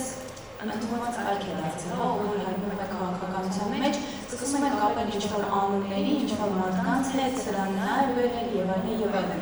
Ներողություն արտահայտությունից համար այս դեպքում ձեզ ով է բերել, որովհետեւ իշխանության միակ այսպես խաղը այն է, որ դուք նախկինների ժամանակ պաշտոն եք ունեցել եւ նրանց հետ կապ ունենալ պարզապես չեք կարող։ Երկրորդ հարցս, պարոն Թաթյան, ձեր ֆինանսական առումն է ձեր շարժման։ Օրինակ, տեսեք, մենք տեսնում ենք ՔՊ-ի նվիրատուների ցանկը, նրանց անդամակցության գումարները, ձեզ ով է ֆինանսավորում։ Առաջինը արձագանքները։ Գիտեք, ես մարդու իրավունքների պաշտպանն եմ եղել Հայաստանի 6 տարի։ Իշխանությունը այս գործող իշխանությունը մինչև այդ նախորդ իշխանությունը նրանցից առաջ, բայց այս գործող իշխանությունը քան հիմա նրանք են սկսեցին դաժան ձևով մեզ կամ պայքարը, այսպես ճնշումները մեր նկատմամբ, երբ խնդիրները սկսեցին դառնալ նրանց։ Եվ թե դրանից առաջ իշխանությունները մենք խնդիրներ ունեցել ենք, թե այս իշխանության ժամանակ հատկապես այսպես սաստկացել է, ինձ երբեք չեք կանգնացրել։ Նույնը հիմա է։ Ես քս բնույթով այդպիսի մարդ եմ։ Եթե ես գիտեմ, որ ես մի բան ճիշտ եմ անում, հավատում եմ իմ տան ասացին, ինձ չի կարող կանգնեցնել, թե կողքից ով ինչ է խոսում։ Ես իմ գործն եմ անում։ Դուք չեք հիշում մեր նախորդ ժամանակահատվածում ինչ էր։ Խոչընդոտներ, խնդիրներ բազմաթիվ, ինձ դա կանգնեցրել է, երբեք չի կանգնացրել։ Եվ որովհետև ես հավատացած էի մեր թիմով, մեր աշխատակազմով ինչ ենք մենք անում։ Նույնը հիմա է։ Ես իմ թիմակիցներով մենք վստահ ենք այն նախաձեռնությունը քաղաքական, որ մենք այսպես առաջ ենք քաշել եւ տանելու ենք առաջ, մենք անում ենք այն, ինչ պետք է Հայաստանին։ Այն, ինչ պետք է մեր երկիրը այս վիճակից դուրս բերելու համար։ Եվ արձագանքները այդ առումով մեզ չեն կանգնեցնելու։ Նույնը վերաբերում է ոչ իշխանական, տարբեր կողմերից եկող արձագանքներին։ Այո, ես դրանց եւ մեր թիմը ուշադիր ենք, հետևում ենք բոլորին, բայց դրանք մեզ արդյոք կունենան կանգնեցնելու կամ մեր նպատակներից շեղվելու, ոչ իհարկե։ Այո, եթե կլինեն արձագանքներ այնպիսի, որ կնպաստեն մեր խնդիրների լուծմանը, մեր ազդարարած օրակարգը, առասարակ երկիրը այս վիճակից համատեղ ջանքերով դուրս բերելու, դա բոլորովին այլ հարց է։ Հիմա ով է, դուք այդպես ասացիք, ով է բերել եւ դուք ասացիք, որ չեմ կարող կապ ունենալ, կապ չունենալ, երևի իրենց հետ չեմ կարող։ Գիտեք, մենք հենց դրա համար էլ այս պրոցեսը նախաձեռնել ենք, որ չնայած ռիսկերին, որ միևնույն է շարունակելու են ասել սրա պրոյեկտը, այս պրոյեկտը, այն պրոյեկտը, մենք մեկ է պետք է այս խնդիրը մեկը միշտ լուծենք։ Այս պրոյեկտ, սրա պրոյեկտը, սա է բերել, նա է բերել, դա իշխանության օրակարգ է։ Դա Հայաստանը հիասթափության մեջ պահելու օրակարգ է։ Դա Հայաստանը լճացման մեջ պահելու օրակարգ է եւ զարգացում թույլ չտալու օրակարգ է։ Այսինքն եթե գնա, եթե մենք չհանձնառենք բոլորով միասին ձեր օգնությամբ նաեւ չկտրել, չճեղքել, այսպես ասած, այս մարտահրավերները, դուք համոզված եղեք 10 տարի հետո ով կա նույնն են ասելու։ Այս է սրա պրոյեկտն է, նրա պրոյեկտն է, չգիտեմ, երևի արդեն խորհրդային միությունն էլ հետ կգնան, ինչ կենտկոմի քարտուղարներ եղել են, բոլորով կսկսեն ասել, որովհետև կսպառվի մնացածը։ Այսինքն, գիտեք ինչ, ես սա շատ հստակ է պատասխանը եւ այս շարժումը հենց նրա համար ենք նախաձեռնել։ Այս քաղաքական նախաձեռնությունը հենց նրա համար է, որ մենք այլևս չունենանք նման բաներ, որ մեզ չպարտադրեն քարոզներով մարդկանց թույլ չտալով, որ սթափ մտածեն երկրի զարգացումը արգելակել ֆինանսական միջոցների մասով։ Մեր հիմնադրամը, ասեմ ձեզ, սկզբում, հետո նաև հիմա դեռ վերածվել է այլ գործունեության, իմ գործունեությունը միշտ ֆինանսավորվել է մեր տարբեր հայրենակիցների ներդրումներով։ Դրանք այդտեղ ոչ մի գաղտնիք բան չկա։ Նրանք իմ պարզապես մարդիկ են, ում ես չեմ ճանաչում, իմ ընկերներից են եւ այլն, եւ նույնը վերաբերում է այս գործունեությանը։ Չկա որևէ մի այսպես մի մեծ հարուստ մարդ, որը ամբողջը մեզ ֆինանսավորում է, մի հատ էլ թելադրելու է, թե ինչ անել։ Ես ինքս իմ բնույթով այնպիսի մարդ եմ, միշտ բոլոր որոշումները կայացնում եմ ինքնուրույն, խորհրդակցելով բնականաբար մեր թիմի անդամների հետ, իմ գործընկերների հետ, եւ երբեք ինքս չէի կարող հանդուրժել, որ հանկարծ նման այսպես տեղի ունենան այնպիսի բան, որ ինչ որ քողարկված այստեղ գործընթացների ամեն ինչ բաց, թափանցիկ, ես պատրաստ եմ բոլորի հետ քննարկել այս հարցը, ոչ միայն այս, այլ կապերը եւ այլն, այսպես ես արդեն ասացի այն իրողությունները, որ մենք մեր երկրում ապրել ենք այս ողջ ժամանակաշրջանում եւ այսպես սկզբունքներն էլ դրանք են։ Շնորհակալություն։ Խաչատրյան, պարոն խոսում նշեցի, որ սպորտը պետք է համահեղինակ եւ համասեփականատեր, կարծում եմ դուք եք որ դեպքի շատ հայրենացիներ ուզում են իրենց ձայնը տալ ազգային ընտրություններում,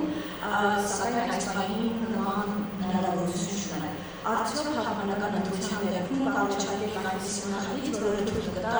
Սփյուռքում մնալով Հայաստանի քաղաքացիներին քվեարկել պատասխանատվի կամ դեսպանների միջոցով։ Սա իրապես կարևոր հարց է եւ միշտ քննարկվում է։ Ես այո ասացի, դուք ճիշտ նկատեցիք, որ Սփյուռքը մեր անբաժանմասն է։ Մենք մեկ միասնական ազգ ենք եւ Սփյուռքը պետք է անպայման մասնակցություն ունենա Հայաստանի զարգացմանը։ Նվազագույնը, որ մենք անելու ենք, կարծում եմ հատուկ մարմնի ստեղծումն է,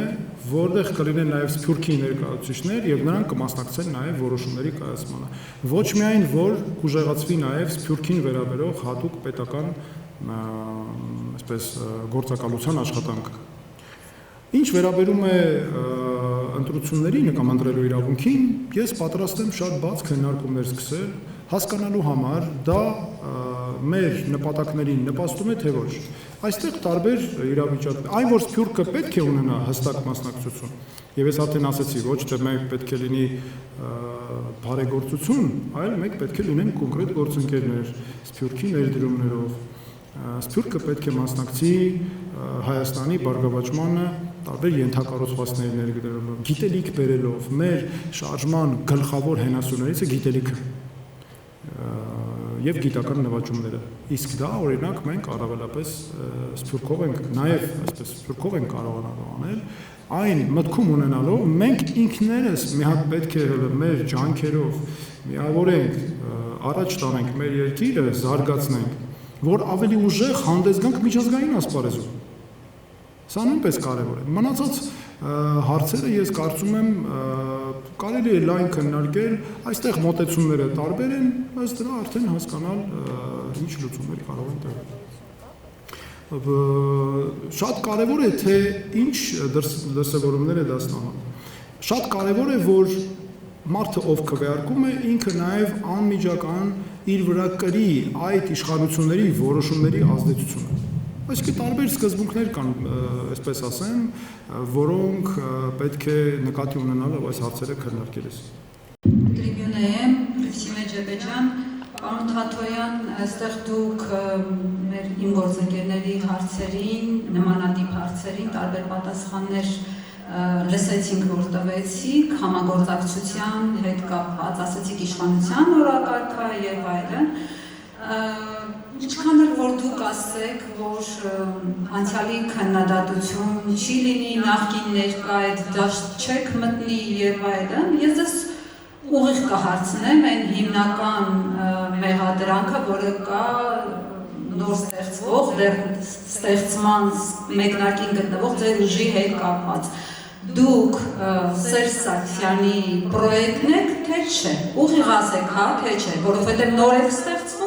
եւ մարդիկ պիտի իմանան ձեզ ընտրելով ով կա ձեր հետևում, արդյոք արբանյակ կուսակցություն եք, թե չէ, սպառեք, խնդրում եմ այս հարցը։ Հաջորդը, որ ասացիք անցյալի քննադատություն չի լինի։ Անցյալ ասելով նկատի ունեք մինչև 2018-ը, թե 18-ից հետո էլ, այսինքն դուք գնահատական չեք տալու այս իշխանության արածների եւ որ գաք իշխանության։ Հաջորդը ձեր այսպես ասեմ, ակուրատնի կերպարի հետ կապված գերազանցիկի, սովորաբար քաղաքական դաշտում գերազանցիկի կերպար ունեք։ Տեսեք, մեր դաշտում նաև Փաշինյանի լեքսիկոնը նկատի ունենալով, ասում են ընդդիմությաններ էլի ոչ պակաս գող, թալանչի, դավաճան, հող հանձնող, տականք, վիժվածք, ավելի չխորանան։ Հիմա դուք այս խոսույթի մեջ, երբ որ ընտրության մարդիկ գնում են մուրճով, այս տիպի սուր կտրող, ծակող եւ բութ գործիքներով, ձեր գործիքը այդ ձեր կերպարի մեջ ո՞րն է, ինչով եք դուք պատասխանելու ձեր հասցեին այդ սուր հայոյախոսական հնարավոր է մեղադրանքներին։ Հաջորդը, ով մտնում է քաղաքականություն, ասում են, որ իշխանականները էլ ասում են, որ հեսա գալիս է գուբերնիա է սարքելու մեր պետությունը, խնդրում եմ ասեք մեր պետությունը ուր եք դուք տանելու աշխարհաքաղաքական որ վեկտորին եք դուք հավակնում եւ մտածում եք իրենց հետ ճանապարհ անցնել։ Մի հարց է, քանի որ այստեղ ոնց նկատում եմ սիվիկից կամ իշխող ուժի մամուլից ներկայացուցիչ չկա, ես իրենց թերթերում այսպես ասած հնչած մեղադրանքին եմ ուզում անդրադառնալ, պատասխանեք, մասնավորապես ասում են, որ դուք այս ձեր սիմվոլը, խորհրդանիշը Պեգասի միասնության թևերի հետ կապված, ասում են Քուրգիկ Ջալալիի փոխարեն հունական դիցաբանությունից եք ընտրել, խնդրում եմ բացատրեք ձեր խորհրդանիշները նաև շնորհակալ։ Առաջինը, դուք որտեղ լսեցիք, Ռիփսիմը, ես որ ասեմ, անցյալի չեմ քննադատելու։ Ես հենց նոր ասացի, որ այն երույթում այդպիսի բան չկա, որ անցյալը չեմ քննադատելու, իրոք։ Բայց եթե ես հանկարծ ասեի անցյալը չեմ քննադատում, բայց ո՞նց քիչ առաջ խոսում էի օլիգարխների մասին, կլանային համակարգի մասին, մարդու իրավունքների կոպիտ խախտումների մասին։ Բայց ես ո՞նց կխոսեի, ես մարդու իրավունքների պաշտպանն եմ եղել, ամենաշատը ես եմ խոսել այդ խախտումների մասին։ Ես ազգային ժողովում ուղարկած իմ զեկույցով ասել եմ, որ ընտրությունների 2017 թվականին եմ ասել եմ ընտրությունների արդյունքները այնքան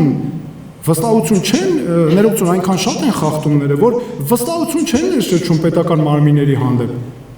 Ես եղել եմ այդ մարդու իրավունքների պաշտպանը։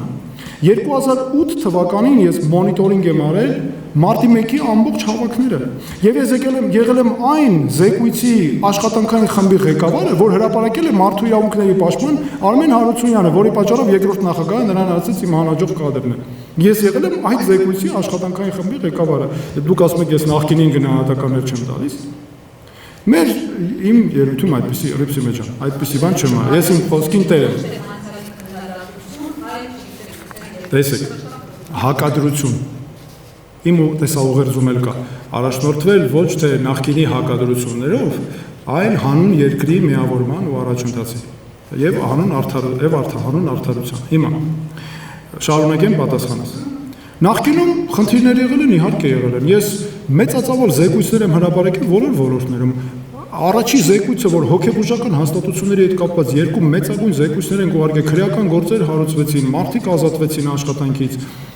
մարդկանց մոռանում էին տարիներով հոգեբուժարաններում, հիմա հոգեբուժական հաստատություններում, քրեակատարողական հիմնարկում այդպես սարսափելի վիճակ է, ընդ որում ասեմ ձեզ, մենք իշխանության երբ գանք, նաև անպայման մտածելու ենք համաներում հայտարարելու մասին, բայց կոնկրետ հիմնված հստակ սկզբունքների, կանոնների վրա, ոչ թե որ այս իշխանությունը արեց սկզբում, հետո բոլորին նորից էլի 1000 ներողություն բառի համար հավաքեցին, լցրեցին քրեակատարողական հիմնարկները։ Դրանք բազմաթիվ է, այսինքն իմ զեկույցներում դրանք ներառված են, առկա են եւ բացի զեկույցները, դրանց մասին անընդհատ եմ, ընդ որում ես մարդ եմ, ով հրապարակային է խոսել դրանց մասին։ Եվ հետևաբար գնահատականները տալիս եմ, ես հենց հիմա էլ եմ տալիս, ինչի, դուք ասացիք իշխանության գալուց հետո, բայց ես չեմ սպասում, որ ես իշխան, ես հիմա եմ գնահատականներ տալիս։ 90-ական թվականներից, այո, եղել են խախտում, ես այդ ժամանակ պարզապես դեռ մի մասը դպրոցական եմ եղել, մի մասը ուսանող եմ եղել, բայց կապ չունի, հետո արդեն երբ մասնագիտական որակավորումը ստացա, սկսեցի աշխատել, հասկացա, որ շատ խնդիրների ակունքները այնտեղից են գալիս, 90-ականներից են գալիս, այդ թվում մարդու իրավունքապետության պատասխանատու լինելը եւ այլն, 2000-ական թվականներ ասացի, որ անմիջական մասնակցություն եմ ունեցել այդ բոլոր գործընթացներին։ Սկսած փակ հաստատությունները ամեն օր գրեթե այցերից, Հյուսիսային պողոտայի 2000-ական թվականների Հյուսիսային պողոտան, որ կառուցում էին, հիշում եք, այնտեղ մարդիկ ինչքան տներ ունեին, որոնք քանդում էին։ Մենք ես հիշում եմ, գիշեր-ցերեկ այդ մարդկանց հետ էինք։ Այդ ժամանակահատվածում։ Այսինքն դրա համար ասացի, պատահական չի, ես խնդիրները այնպես չի, որ ես դասագրքերից չէ, որ գիտեմ խնդիրները, ես անձամբ աշխատելով գիտեմ բոլոր խնդիրները։ 2008 թվականից սկսած քննարկենք մարդու իրավունքների համակարգային խնդիրները, ազատությունից զրկելու հետ կապված խնդիրներ, առողջապահական ոլորտի խնդիրներ, սոցիալական ապահովության ոլորտի խնդիրներ, առողջապահության համակարգը, այսօր առողջապահության համակարգը մինչև այսօր շարունակվում են խնդիրները։ Առողջապահության անվճար բժշկական օգնության համակարգը ամբողջությամբ պետք է փոխվի, վերափոխվի համակարգը։ Կատվածահար են արել ամբողջությամբ համակարգը։ Դեղերը տալիս են անվճար, մեր տատիկ պապիկներին տալիս են, որ դեղերը խմեն, բժիշկները անգամ մենք ունենք դեպքեր, ասում էին այդ դեղերը մի խմի, լավը չեն, անվճար բժշկական օգնության շրջանակներում։ Մարդիկ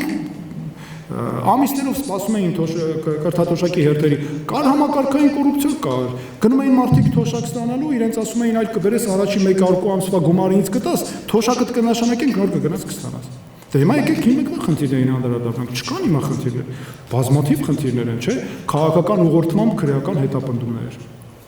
Օրինակ, այդպիսի գործերը ակնհայտ են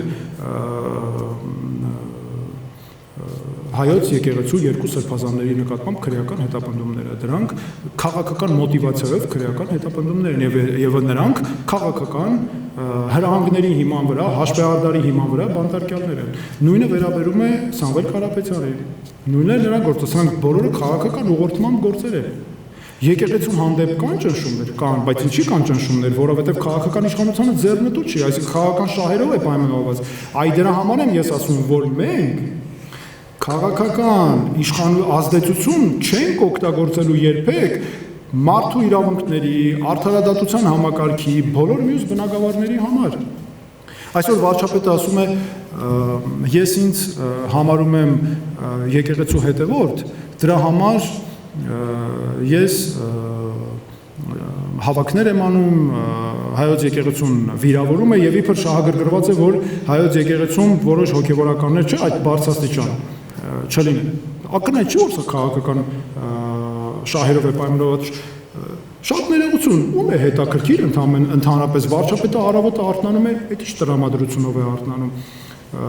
Լավ է տրամադրությունը, վատ է, առավոտը ջուր է խմել, թե մի բաժակ հյութ է ըմպել։ Ում է, ինքը վարչապետ է, ինքը պետք է կատարի իր պարտավորությունները։ Մի կարող է գնալ առավոտը մի հատ արկածների մի գիրք կարդալ, հետո գալ գրառումներ արել, կարող է գնալ մի հատ մելոդրամա կարդալ, գալ ուրիշ գրառումներ անել, բայց դա շարունակում է մնալ վարչապետ, չէ՞։ Դու պետք է քո լիազորությունները իրականացնես, ես քաղաքացի եմ, ինչ չի հետաքրքրում, դու այդ առավոտը ինչ տրամադրությունով ես արթնացել։ Դու կարող ես առավոտը արթնանաս լրիվ ուրիշ կրոնական ուղղության կողմնակից լինես։ Մեկ էլ երեկոյան հայ եկեղեցական եկեղեցու կողմնակիցը դառնաս։ Բայց դա ինձ հետաքրքրում է։ Վարչապետ ես դարձել, որպեսզի քո լիազորությունները իրականացնես։ Մյուսը, քանի որ նախ շատ շնորհակալություն ես լավ հարցերը տվեցիք, ինձ հնարավորություն տվեց, մտածում էի չեմ կարողանալու անդրադառնալ այս հարցերին։ Մյուսը, եկեղեցու հետ կապված։ Տեսեք ինչ են անում գրառումներով։ Այսօր պաշտոնյաների բառապաշարը տեսել, խուլիգանների բառապաշար։ Խուլիգանների, դրա համար ես հիմա պաշտոնապես հայտարարում եմ, առաջին քայլը, որ մենք իշխանության գալուց հետո անելու ենք, նախ բացահայտելու ենք այդ ֆեյքերի ֆաբրիկաները։ Պատասխանատու հայտարարում եմ, հրապարակային բացահայտելու ենք, թղթով գալու եմ նստեմ քաղաքացիների անուններով հրապարակեմ, ովքեր են այդ ֆեյքերի ֆաբրիկաները ստեղծել, կառավարել, հովանավորել, ովքեր են այսքան ժամանակ տանջել, կեղեքել մեր ժողովրդին, թշնամացրել իրար հետ, ովքեր են ընտանիքներին մտել հայոյել։ Առաջին բաներից մեկը սա եւ հրապարակային ենթարկելու ենք պատասխանատվության այդ բոլոր պաշտոնյաներին։ Ես վստահ եմ այնտեղ շատ մարդու իրավունքների պաշտպան ժամանակ ինքն նաեւ արձանագրել, շատ հրապարակումներ կան, որ պաշտոնյաներ կան։ Հիմա պետական պաշտոնյաները, որը խուլիգանի բառապաշարով առաջնորդվում է, չէ՞, կլինի նախարար, վարչապետ, ով ուզում է լինի։ Դուք տեսել եք տակը ինչ, վստահ եմ տեսել եք տակը ինչ գրառումներ կան, չէ՞։ Ատելություն, թշնամանք, իրար ինչ ասում են մարդիկ, սա ինչ է նշանակում։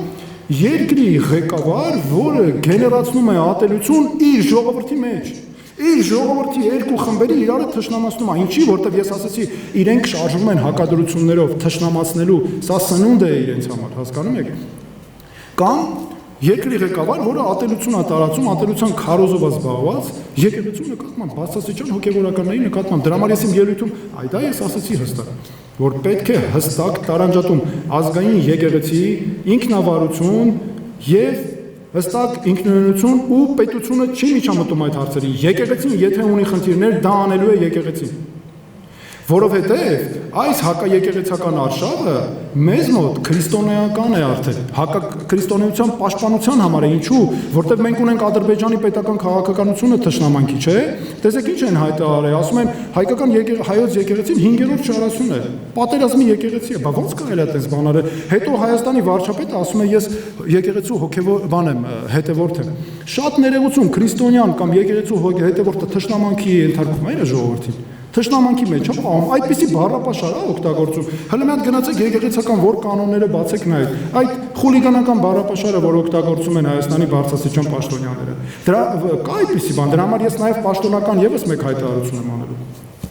Մեր իշխանության ժամանակ հանրային խոսույթից վերանալու է հայոյանքը։ Այն պաշտոնյաները, որոնք հայոյանք օգտագործեն, մի անգամից դուրս են գալու աշխատանքից ու ենթարկվելու են խիստ պատիժների։ Անկամ եթե քաղաքացին նրանց քննադատի։ Շատ ներողություն, քաղաքացին այդ պաշտոնյան գնում է, ընկնում է քաղաքացու ոտքերը, խնդրում, աղաչում է, ձայնը ստանում է, հետո քաղաքացին որ սկսում է պահանջել է իր իրավունքները, սկսում է բողոքել ու վիրավորել։ Այսինքն ի՞նչ է նշանակում, որ պաշտոնյան ընտրվել է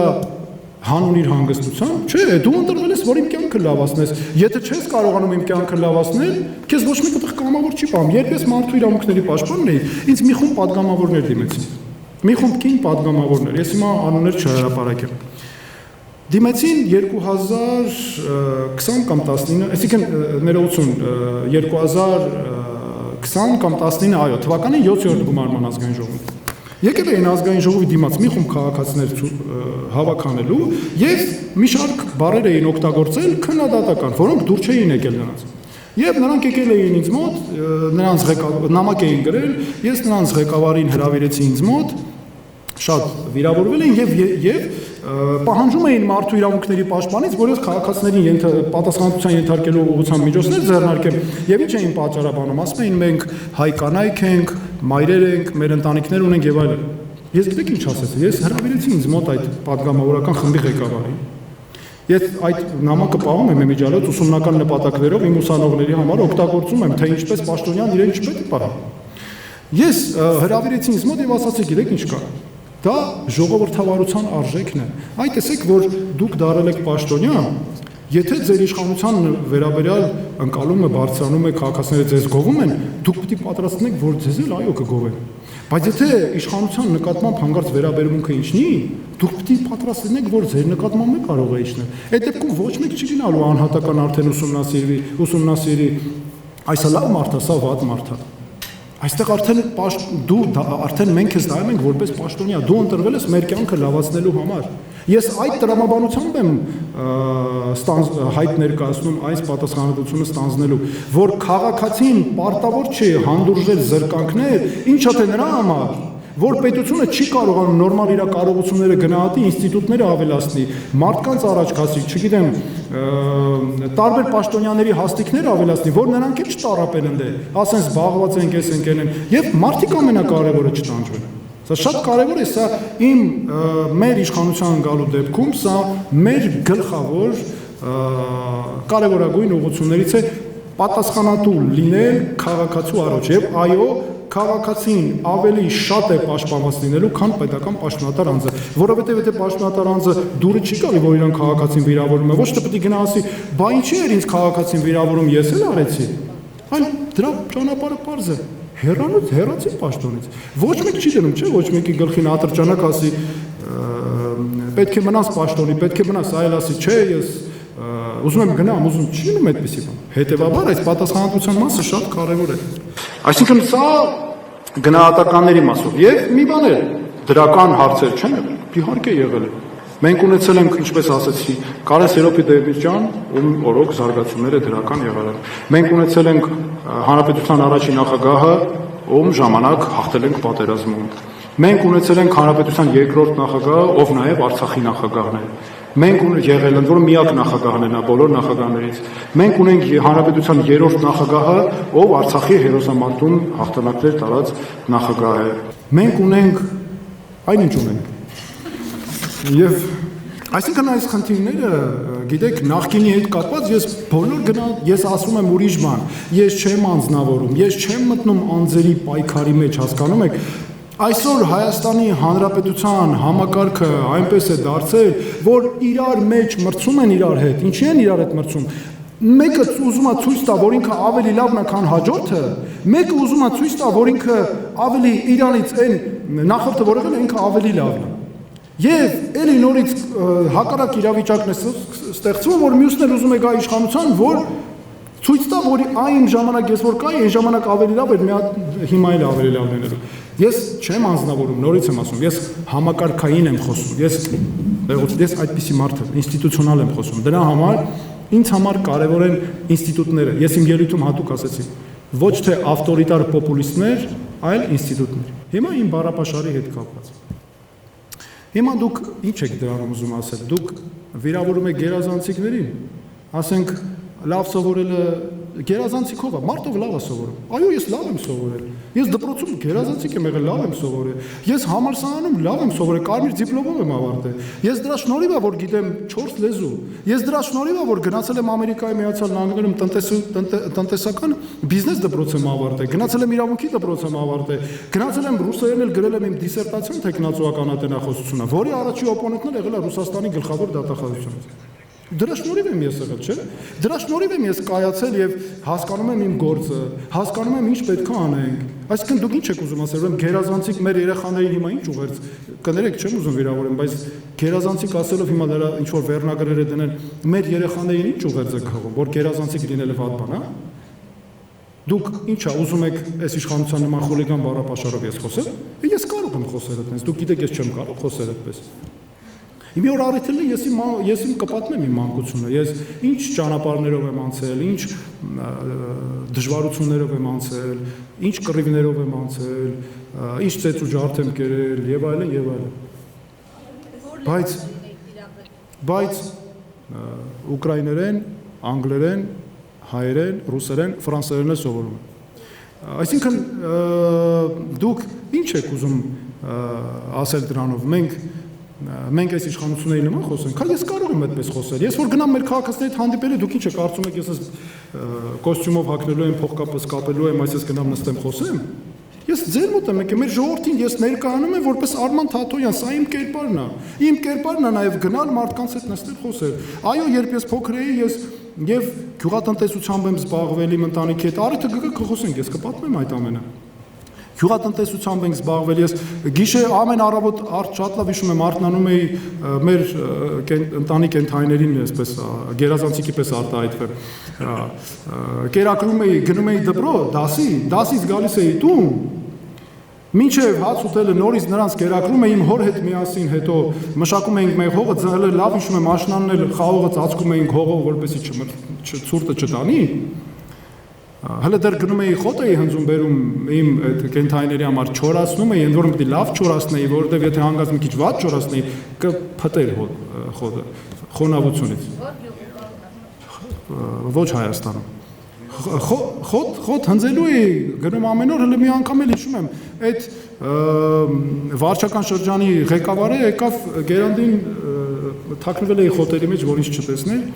եկավ խոտերի մեջից ինձ տեսավ կանգնացրեց մեքենա, Ժիգուլի մեքենա էր։ Այդ գերանդին տարավ վարչական մաս, ասեց պապայիդ կասես երեկոյան կգա բան ունեմ ասելու, իմ հորը ճանաչում է։ Հայրս երեկոյան գնացել վերցրել, եկավ իհարկե, այսպես մի փոքր զայրացավ իմ վրա, բայց դե երևի, բայց ուղղակի նրա համար ես սխալվել էի, այնպես էի թաքնվել, որ ինձ գտել էր։ Այսինքն ուզում եմ ասեմ, դուք գիտեք, մենք ինչ ուղերձ ենք փոխանցում մեր հանրությանը։ Առանց այդ 90-ական թվականներից սկսած սովորելը ծաղրվել են միշտ։ Չէ՞, հիշում ենք բոլորս, դուք էլ այդ մոտավորապես երևի սերնդի առումով նույնն ենք։ Ինչքան վիրավորել են մարդուն, երաժիշտերի վիրավորել են նրան, դուք կարծում եք այս պաշտոնյաները ինչ կրթական համակարգի արդյունք են։ Ինչ կրթական, բոլորը չէ, բայց այն որ խուլիգանական բառապաշար են օգտագործում։ Ինչ համակարգի արդյունք են։ Այն կրթական համակարգի արդյունք են, որ առանց արժեքներ մարդիկ մեծացրել, եկել են հիմա պաշտոնյաներ են դառել։ Դրա համար գիտեք, այստեղ մի ուրիշ բան էլ կա։ Մեր ժողովրդին վիրավորելու իրավունք ոչ ոք չունի, չէ՞։ Տարբեր բառապաշարներով վիրավորում են։ Ես ներողություն եմ խնդրում, բայց ինչ ասես ասում են, լավ այդ բառերը որպեսզի չասեմ մեր ժողովրդին։ Ու ես միշտ զայրանում եմ։ Դուք ինչ իրավունքով եք մեր ժողովրդին վիրավորում։ Անդիմությունը ինչ նախկինում երբ մարդու իրավունքների պաշտպանը ես հավասար բոլորին քննադատում եմ, ասում եմ դուք ինչ իրավունքով եք վիրավորում մեր ժողովրդին։ Այս ժողովուրդը այն մարդիկ են, որոնք դաստիարակվել, մեծացել են կրթական համակարգով, կոդով ազգային ինքնությամբ հայ են, դա իրենց առաքինությունը պահում է, բայց դա պետք է դաստիարակել նաև առաքինի քաղաքացի։ Դրա համար մենք մեր կրթական համակարգը փոխելու ենք, մենք արդեն արձանագրեցինք։ Հստակ պետք է լինի հստակ արժեքային հենքի վրա կրթական համակարգ, անվճար, բոլորի համար, երաշխավորված, որ մարդիկ կարողանան կրթություն ստանալ։ Թե չէ հակառակ դեպքում մեր բոլոր ղեկավարները կլինեն առանց համապատասխան կրթության։ Ինչ հակառակը մենք պետք է խրախուսենք այդ այսպես գերազանցիկությունը, այսպես ասեմ։ Ինձ թվում է դա բրենդ կդառնա։ Գերազանցիկ ասելով բացարձակ նկատի չունեի սովորող գերազանցից կերպարի առումով ու մրցակցային ձեր դաշտը, ովքեր են ձեր դեմ խաղում ու դուք ձեր ակուրատնությամբ ես ընդհանրապես դա նկատի բացարձակ չթիրախավորելով գերազանցիկ։ Իսկ ես ընդհանրապես չեմ թիրախավորվել։ Դուք հանգիստ եղեք, ես չեմ թիրախավորվում։ Ես ուղղակի վտանգ տեսա ձեր ձևակերպման մեջ, որ մենք հանրային արժեքների մեջ ավելի չխեղաթյուրենք, չնվաստացնենք այն մարդկանց, ովքեր դպրոցում լավ են սովորում։ Հակառակը, մենք մեր երեխաներին պետք է խրախուսենք։ Մենք մեր երեխաներին պետք է ամեն ինչ անենք, որ նրանք գիտություն զարգացնեն ապագայում։ Իսկ դուք պատկերացնում եք ծույլիկներով գիտություն զարգացնել։ Դա հնարավոր չի լինի։ Ճիշտ այդ մարդիկ էլ կան մեր հասարակությունում, հարց չկա։ Մեր հասարակության անդամներն են, բայց չպետք է նրանք ղեկավար պաշտոններ զբաղեն։ Այսինքն չեմ ուզում այսպես ոչ դեմոկրատական խոսել, բայց դրա փորձը ցավոք սրտի տեսնում ենք։ Ինչ վերաբերում է խորհրդանիշների, գիտեք, դուք էլի գնացիք իշխանության բառապաշարը, որը նպատակ ունի վարկաբեկել մեզ, իրականում սա ցուլ է։ Ես իմ ելույթում, տեսեք, դուք իմ ելույթին ուշադիր չեք եղել, որովհետև ես իմ ելույթում ասեցի թևավոր ցուլը, իսկ հետո ասում եք ես հակադրություններ եմ ասել։ Ես իմ ելույթում ասեցի, որ սա թևավոր ցուլ է։ Իսկ դուք գիտեք թևավոր ցուլը, ինչ ցուլ է։ Սարդարապատի հուշահամալիր գնացել եք։ Մեր խորհրդանիշը Սարդարապատի ցուլն է, թևավոր ցուլ։ Մենք այսօր հատուկ ԿՊ-ի համար կամ այն իշխանության ներկայացուցիչների համար նկար կհրապարակենք։ Ես կարծում եմ, որով ցույց կտանք Սարդարապատի ցուլը ինչ տեսք ունի եւ որ դա ցուլ է, եթե նրանք գնացել են դա տեսել են։ Իսկ Սարդարապատի ցուլը ինչ է խորհրդանշում։ Ցուլը հայկական հայոց պատմության մեջ, հայկական ինքնության մեջ խորհրդանշում է ուժ, համառություն, համբերություն, հաղթանակ, արդյունքների հասնել։ Եվ մեր պատահական չէ, մեր սկզբունքներից է մենք համառենք հաղթանակի համարենք։ Այնպես որ եւ ցուլը մենք ընդգծված վերցրել ենք նրա համար, որ ցույց տանք մեր նվիրվածությունը համախմբմանը, որովհետև Սարդարապատի հերոսամարտը մեզ համար առաջին հերթին տոկունություն է համախմբում եւ հաղթանակի հասնել միասնական ջանքերով։ Դրա համար այն ելույթի վերջին մասում ես ասացի ջանքերը արդյունք են տալիս, որովհետև մենք պետք է առաջնորդենք ջանքերը։ Հիմա Գուբերնիա, Ես մի քանի անգամ իմ ելույթում շեշտեցի, որ Հայաստանը պետք է լինի անկախ, ինքնիշխան, անվտանգ պետություն, անկախ, ինքնիշխան։ Հայաստանը ցանկացած պետության հետ հարաբերություններում պետք է լինի ինքնիշխան, պետք է լինի անկախ։ Դուք ինչ եք պատկերացնում, եթե ես Հայաստանը գուբերնիա պատկերացնեի, ենթադրաբար դուք Ռուսաստանը նկատի ունեք, չէ՞։ Ես Ռուսաստանին քննադատեի իմ խոսքում, կասեի, որ մենք խնդիրներ ունենք խաղապահների հետ կապված են, կասեի, որ մենք վերարժևորման անհրաժեշտություն ունենք մեր հարաբերություններին։ Եվ իսկապես այդպես է։ Մենք պետք է նստենք Ռուսաստանի մեր գործընկերների հետ հստակ խոսենք միասին։ Մենք պետք է հաշտենք Ռուսաստանի եւ Հայաստանի ժողովուրդների դարավոր բարեկամությունը, սա իսկապես կարեւոր է։ Մենք ունենք մեծաթիվ սփյուռք Ռուսաստանի Դաշնությունում։ Մեր հայրենակիցներն անտեղ ապրում են ոմանք դարերով, ոմանք տարիներով, ոմանք ամիսներով, ոմանք ընդհանրապես աշխատանքի են գնում, բայց մեր շահերից է տեսեք առաջնահերթ բխում, որ մենք ունենանք հարաբերություններ, որոնք մեզ չեն թշնամացնում։ Օրինակ ես երբեք չեմ անելու քայլեր, որոնք սադրում են մեր որևէ գործընկեր պետության, առավել եւս դաշնակցային պարտավորություններ ունեցողի։ Ես երբեք չեմ անելու քայլեր, որոնք թշնամկամուժներ են այրում։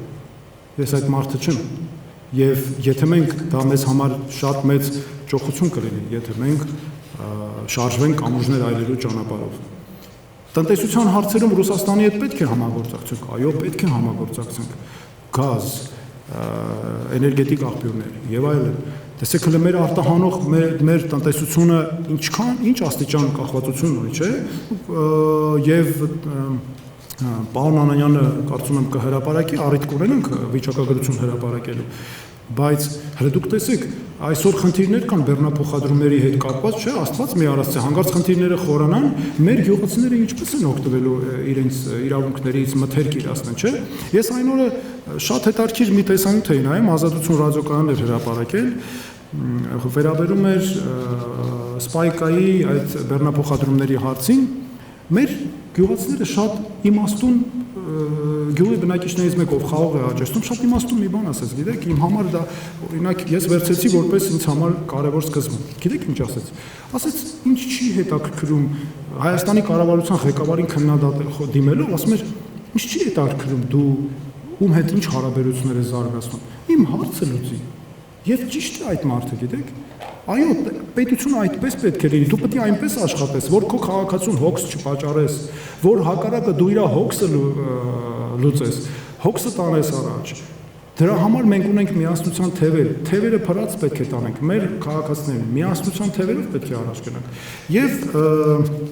դուք եւս մի հարց բարձրացրեցիք։ Հա, տեսակցանի պրոյեկտ։ Չգիտեմ, դուք ինչ եք ակնկալում, ես արդարանամ սկսեմ, ինչ անեմ, ես ասեցի, որ ես Արման Թաթոյան, ես ինքս ինձ կերտած մարդ եմ, ինքս ստացել եմ իմ կրթությունը, ինքս աշխատել եմ, երբեք որևէ մեկից իմ կյանքում կախված չեմ եղել, ես մարդ եմ, որ միշտ գիշեր-ցերեկ աշխատում եմ հանուն, բայց որ որևէ մեկից կախված չլինեմ։ Ես նույն մոդելով պատկերացնում եմ մեր պետությունում յուրաքանչյուր մարդու աշխատանքը։ Դրա համար է մեր ուղերձներից մեկը, պետք է յուրաքանչյուրի աշխատանքը հաջողությունը ներողություն կախված է յուրաքանչյուրի տաղանդից ու աշխատանքից։ Ես ասեմ նաև ձեզ, որ հրա այս ուղերձները մշակելիս հստակ նախատեսել ենք այն լուծումները, որոնք պետք է հաշվի առնեն յուրաքանչյուր ժամանակաշրջանում մեր քաղաց դասերը։ Ես ասացի, չէ, մենք յուրաքանչյուր ժամանակաշրջան պետք է դիտարկենք որպես իրողություն, որտեղ մենք ապրել ենք այդ դարաշրջանում, չէ։ Մենք պետք է բերենք այդ իրողությունները, հասկանանք ինչ սխալներ ենք թույլ տվել, քաղենք դրանից դասեր ու առաջ գնանք։ Հիմա մենք ասում ենք, մենք այն քաղաքական ուժն ենք լինելու, ես այն մարդն եմ լինելու, որ վեր եմ կանգնացնել եւ իմ այլ վեր եմ կանգնած անձերի վեճից, դրա համար ես ասի, ես գնում եմ ինստիտուտներ աշխատացնելու ճանապարհով։ Ես դրա համար ասացի, որ ժողովրդավարությունը ուժեղ է նրանով, որ կան ինստիտուտներ, որ պետությունը կախված չէ մարդուց։ Դու պետք է այնպես զարգացնես ու կայացնես քո ինստիտուտները, որ կապ չունենա ով է եկել ղեկավարելու։ Եկել է կոմպետենտ մարդ։ Կարողանա ղեկավարել, որովհետև այդ ինստիտուտները աշխատում են։ Ինչու ենք մենք այդքան գովում ժողովրդավարական համակարգերը։ Որովհետև կատակլիզմներ ինչու են քիչ ճգնաժամերը, որտեղ մարդկանցից կախված չեն, չէ՞, ով էլ ուզում է գա ինստիտուտը աշխատում է, հանգարցել է փորձի մի բան անչանի, մի անգամից դուրս կթռնի այդ համակարգից, չէ՞։ Չի էլ կարողանա մի օր գոյատևել։ Այնպես որ այս հարցին էլ այսպես որևէ բան մոռացա։ Շնորհակալություն։ Իհարկե լսում։ Ասեք լսում։ Պարոն Թաթոյան, 2026-ի ընտրություններում որքանով եք հավանական համարում Մոլդովայի օրինակի կրկնությունը եւ նաև թերևս ամփոփելով ընդունված տեսակետ կա, որ եթե իշխանությունը վայելում է կոնկրետ քաղաքական ուժերի, կենտրոնների աջակցությունը, իսկ մենք գիտենք, որ Փաշինյանի շուրջ կարծեք կա կոնսենսուս, հաշվի առնելով այն օրակարգերը, որոնց մաս է կազմում Փաշինյանի իշխանությունը, հետևաբար հնարավոր չէ իշխանափոխություն։ Ձեր տեսակետի առնչությամբ իշխանափոխություն հնարավոր է, եթե իշխանությունների շուրջ այս պահին կա առնվազն մի քանի կենտրոնների կոնսենսուս։ Եվ հնարավոր է իշխանափոխություն, եթե օրինակ կա տեղից աջակցություն իշխանափոխություն նախաձեռնողների համար։ Տեսեք, այդ հարցի հետ կապված ես ինչ կասեմ։ Նախ ի սկզբանե սխալ եմ համարում այն խոսույթը, որ պետք է լինի միջադրսից աջակցություն, որ նոր մենք կարողանանք հարցեր լուծել։ Մենք մեր հարցերը մենք պետք է լուծենք։ Ես ասացի իմ ելույթում, մեր հարցերը մենք պետք է լուծենք։ Եվ դա հնարավոր է, ու մենք պետք է լուծենք, ու մենք կարող ենք դա լուծել։ Որ պահից մենք մեր հույսը դրեցինք միջազգային աջակցության վրա, մենք ավելի մեծ խնդիրներ ենք ունելու, եւ իմ ելույթում էլ ես ասացի քանիցս, չէ, որ մենք ցավոք սրտի պատրանքներով ենք ապրել։ Եվ մենք պատրանքներով իրավունք չունենք ապրելու, մենք պետք է ստապ լինենք, ստապ ապրենք, եւ այո, կարողանանք հստակ գնահատականներ տալ։ Սա արտաքին ուժերի աջակցության մասով։ Հիմա իշխանությունը արդյոք կգնա խախտումների։ Հայո, իշխանությունը մեծ ռիսկեր կա, որ կգնա մեծագույն խախտումների, որովհետև այս իշխանության գլխավոր խնդիրը սխալները կոծկելն է։ Եվ նրանց օրակարգերը իմ կարծիքով վերարտադրվելու օրակարգեր են, սխալներ կոծկելու օրակարգեր են։ Նրանք Հայաստանի զարգացման հետ կապ չունեն այդ օրակարգերը։ Բայց մենք ինչ պետք է անենք, ապավինենք մեր ժողովրդին։ Դրա համար մենք մեր ժողովրդին նաև ձեր օգնությամբ ցույց տանք, ասենք, որ այսպես միայն երկիրը կարող ենք անել այս վիճակից։ Մենք չենք ասում մենակ այս մարդիկ կարող են, մենք ասում ենք մենակ այս հարցերին այսպիսի մոտեցումը կարող է հանել այս երկիրը այս վիճակից։ Սա շատ կարևոր հարց է։ Եվ միայն մեր ժողովրդի աջակցությամբ, որը ամենազորեղն է, ամենամաքուրն է, ամենաառաքինին է, բայց նաև ամենազորեղն է, ժողովրդի աջակցությունը այս խնդիրները կանխարգելելու եւ երկիրը բոլորով միասին այս վիճակից դուրս գալու համար։ Եվ ձեր հարցը շատ լավ հարց տվեցիք, ես մի փոքր մեկ պատասխանել ասեմ։ Արտաքին ուժերի, որ ասում եք կոնսենսուս եւ այլն։ Հիմա տեսեք։ Ես կարծում եմ, դրանք նաև նույնպես իշխանության նարատիվներ են եւ իշխանությունը անընդհատ պահպանելու կարևորագույն երաշխիքներ են, որ պատրանքներ տարածել, որ այ դրսից ամեն ինչ որոշված է։ Ես իմ տեսաուղերձում էլ առաջին օրը ասել էի, որ մեզ պարտադրում են երկու ճանապարհ ու շարունակ համոզում, որ ամեն ինչ վաղուց որոշված է։ Ոչ, մենք կարող ենք մեր ողջ ժողովրդով համախմբվելով լուծել այս խնդիրը, որ մեր երկիրը առաջ տանենք, մենք կարողանանք զարգացնել, աշխատենք այդ ուղղությամբ։ Մենք ինքներս, օրինակ, իշխանության գալու դեպքում աշխատելու ենք արևմտյան երկրների հետ, այո, իհարկե աշխատելու ենք։ Եվրամիության ուղղությամբ համագործակցությունը խորացնելու ենք, այո, խորացնելու ենք։ Դեպի հատկապես համաձայնություններ, լուծումներ, վիզաների ազատականացումից սկսած աշխատելու ենք, այո, աշխատելու ենք, ժողովրդավարություն, մարդու իրավունքներ եւ այլն։ Բայց փոխարեն զուգահեռ մենք չպետք է մոռանանք մեր անվտանգության հարցերի մասին, մեր մյուս հարևանների մասին, մենք պետք է հասկանանք նրանց շահերը որոնք են, որպեսզի կարողանանք այդ շահերի համադրումով մեր պետությունը ճիշտ ուղիով տանենք, որ ոչ թե հակասությունների մեջ հայտնվենք, մենք ինքներս հանգարց ծուղակի մեջ չմնանք, այլ մենք կարողանանք համադրելով գնանք, որ մենք աշխարհին տալու բան ունենանք, մենք աշխարհը պետք է տեսնի, որ մենք երկխոսության կենտրոն ենք, որտեղ էլ որ թշնամանան կարող են գալ մեր երկրում, մենք այդ կամուրջը կապահովենք, կարող են գալ մեր հետ աշխատել, դա կարող է լինել մեր հարևան Իրանը, դաշնակցային եւ դաշնակիցը, դա կարող է լինել մեր դաշնակից Վրաստանը, մեր հարևանը, դա կարող է լինել Ռուսաստանը, դա կարող է լինել Եվրամիությունը, դա կարող է լինել, չգիտեմ, Ամերիկայի Միացյալ Նահանգները, կամ այլ երկիր։ Դրա համար նաև ես ուզում եմ հատուկ նշել, որ մեր արտաքին քաղաքականության կարևորագույն սկզբունքներից է այն, որ մենք աշխատելու ենք փոխադարձ շահերի փոխշահավետ եւ փոխադարձ օգնության սկզբունքով։ Իսկ ինձ նորից վերադառնալով ձեր հարցին, իհարկե մենք ապավինելու ենք մեր ժողովրդի աջակցությանը եւ դրա համար էլ ամեն ինչ անելու ենք այդ ցույց տալու, որ մենք կարող ենք դա անել ու անելու ենք միասին։